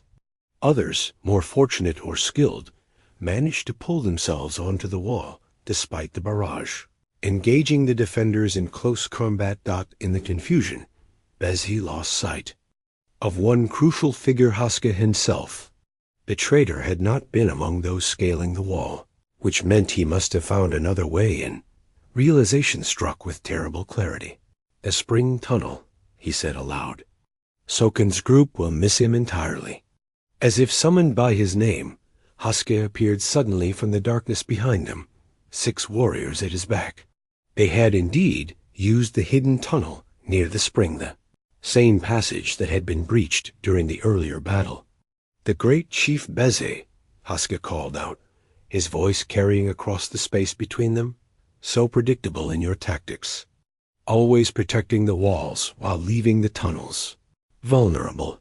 Bézhé turned to face his former war leader, positioning himself between Haske and Ta. No strategy accounts for treachery from one's own blood, he replied evenly. Blood? Haske laughed bitterly. You speak of blood while standing beside that woman and her half-breed child?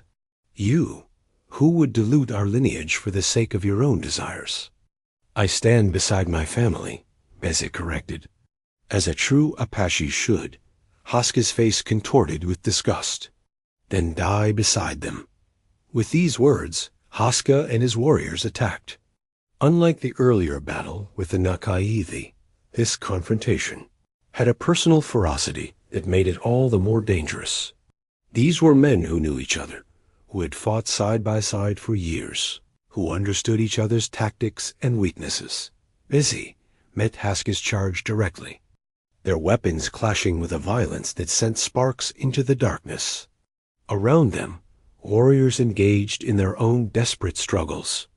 Nizaya's ancient bow sang, claiming one attacker with a precision that belied her age. Ta, unable to fight while carrying the infant, retreated to the promised shelter of the inner wall, her eyes never leaving the battle. You were like a brother to me, Bézhé grunted as he deflected a powerful strike from Haska's lance. We hunted together, fought together, bled together. And you threw it all away, Haska spat back, circling for another attack. For what? A foreign woman? A soft peace with enemies who would have slaughtered us all. Their weapons met again, the impact jarring both men.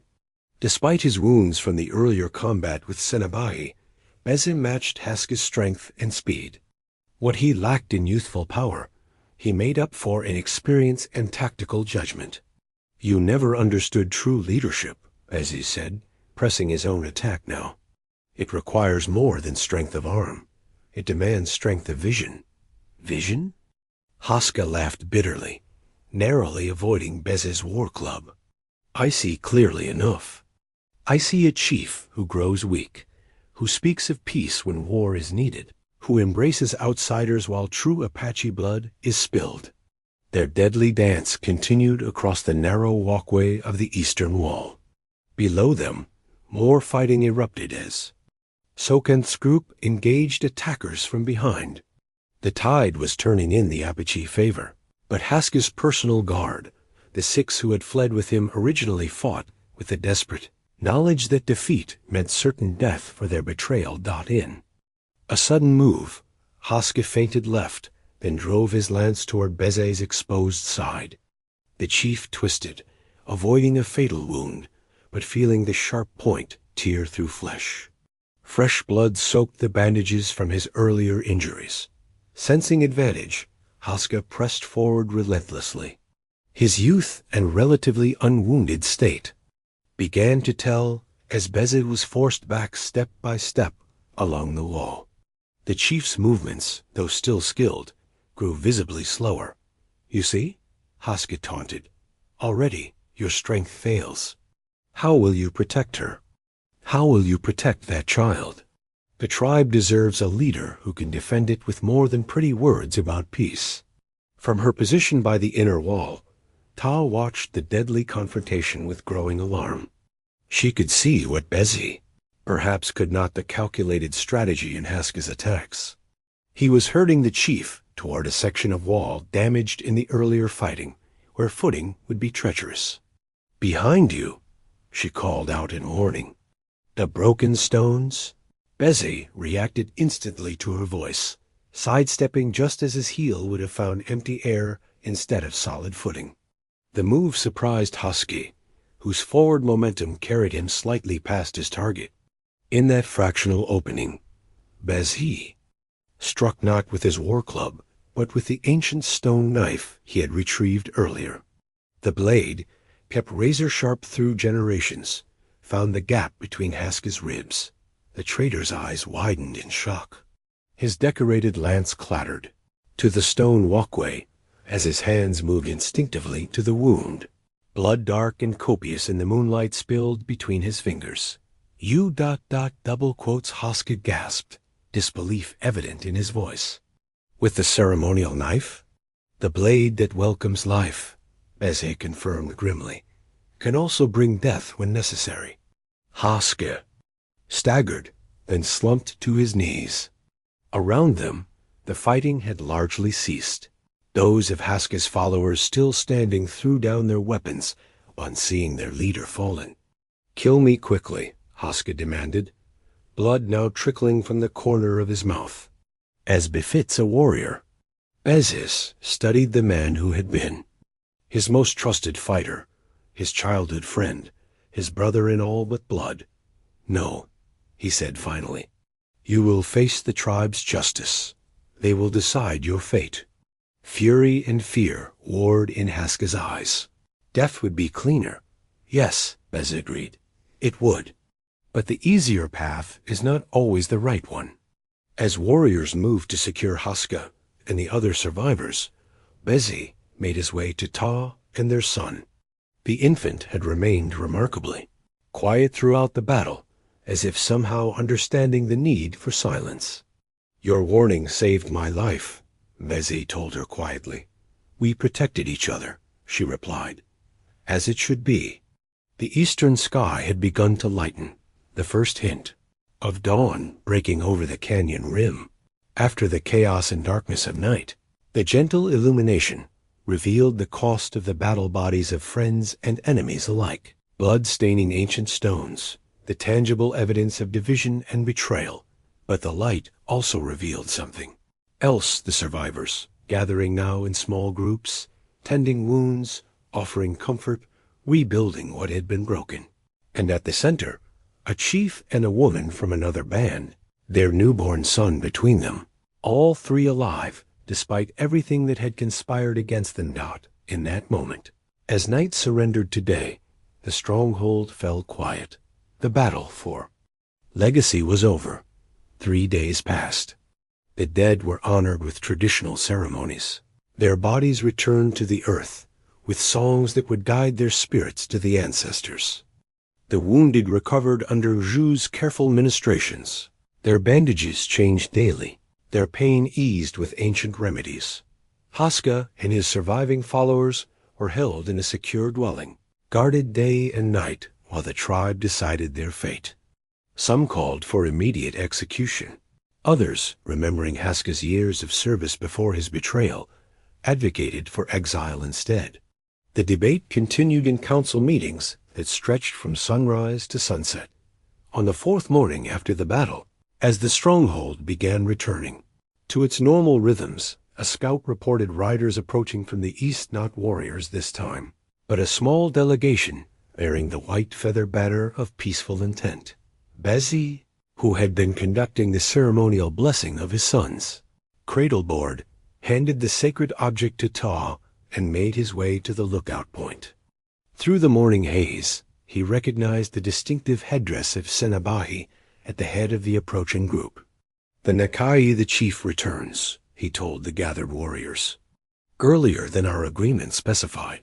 Prepare to receive them, but remain vigilant." The gates were opened cautiously. Senabáhi entered with just 3 companions, all older men bearing no visible weapons. The Nakai, the chief, still walked with difficulty, his injured knee supported by an intricately carved wooden staff. "You honor us with your return," Bézhé greeted him formally. "Go, we did not expect you for another moon cycle." Senabáhi's weathered face revealed nothing. "News travels swiftly between our peoples, whether we wish it or not. I heard of Haska's attack and its failure." So the Nakai, they had informants within the Apache camp. Not surprising, but a reminder that vigilance remained necessary, even in times of tentative peace. "Walk with me," Bézhé invited, leading his former enemy toward the council lodge. Inside, with only the tribal elders present, Senabáhi revealed the purpose of his unexpected visit. From a decorated pouch, he withdrew a long pipe carved from red stone, the sacred implement used in the most solemn peace ceremonies between tribes. "This pipe has not been smoked between Nakai and Apache for 6 generations, Senabáhi explained. "The last time, the peace lasted less than a season before blood was spilled again." Elder Taza leaned forward, his ancient eyes examining the pipe with reverence. "I remember the stories. My grandfather's grandfather was present at that council, as was mine," Senabáhi acknowledged. "They tried, but the hatred ran too deep." He turned to Bézhé. "Perhaps our grandsons will remember this day differently." The implication was clear. Senabáhi had come to formalize the peace discussed after the sacred challenge. This was unprecedented in living memory, a potential turning point in the history of both peoples. "What changed your mind?" Bézhé asked directly.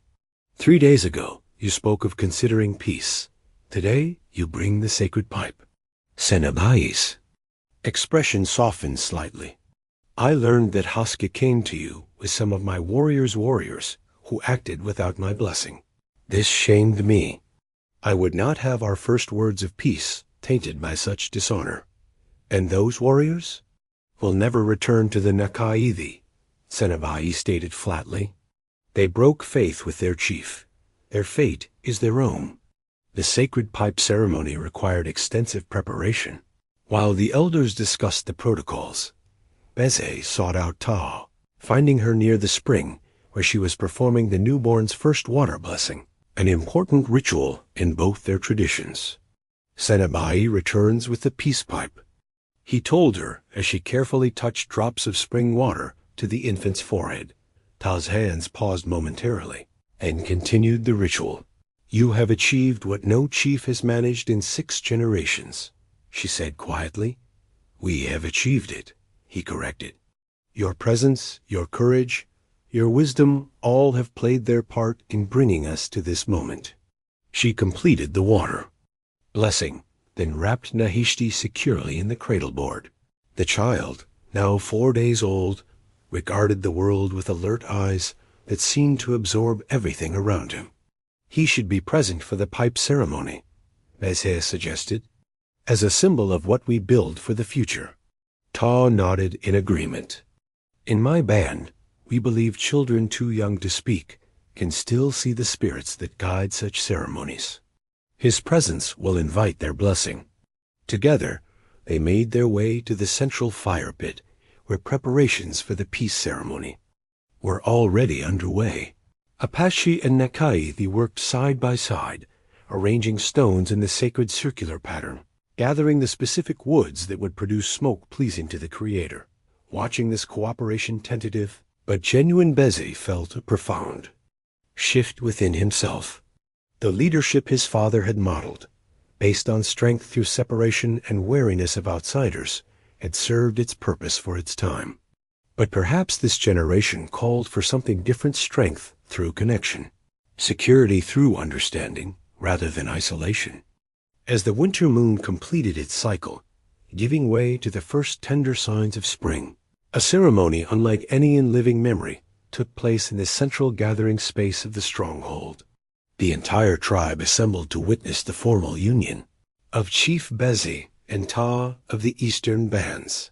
The ceremony blended traditions from both their peoples. Ta wore a dress of soft deerskin, adorned with porcupine quill embroidery in patterns unique to her band.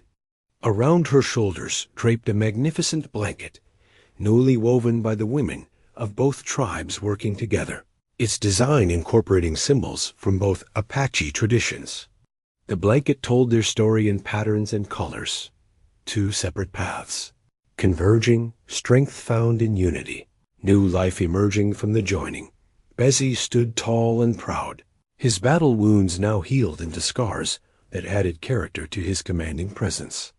He wore the full regalia of his position, the ceremonial headdress, the medicine pouch of his ancestors, and at his belt the ancient stone knife that had both defended his family and welcomed his son to the world.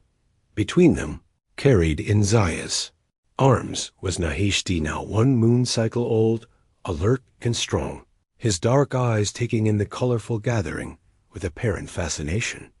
Elder Taza, as oldest member of the tribe, led the ceremony. His voice, though weathered by age, carried clearly as he recounted the journey that had brought them to this moment, beginning with Ta's desperate arrival at their gates and culminating in the peace that now existed between their people and the Nakai. "Today," the elder proclaimed, "we witness not just the union of 2 people, but the union of traditions, of bloodlines, of futures, once separate and now joined." Senabei himself had returned for the ceremony, honoring the growing alliance between the tribes. He sat with the elders, his injured knee healing well, his presence a living symbol of the change that had swept through both peoples. After the formal vows were exchanged, Bézhé addressed the gathered community. "Many moons ago, a woman arrived at our gates seeking warmth and shelter. Some saw a burden, some saw a threat." His eyes found Haska, who stood at the edge of the gathering, flanked by guards. The tribal council had ultimately decided on exile rather than execution, but the disgraced warrior would depart immediately after the ceremony, never to return. "I too failed to see clearly at first," Bézhé continued. "I saw only complications where I should have seen possibilities. But the Creator's wisdom exceeds our limited vision. What seemed a challenge to our way of life has instead renewed it. He turned to Tałé, taking her hands in his.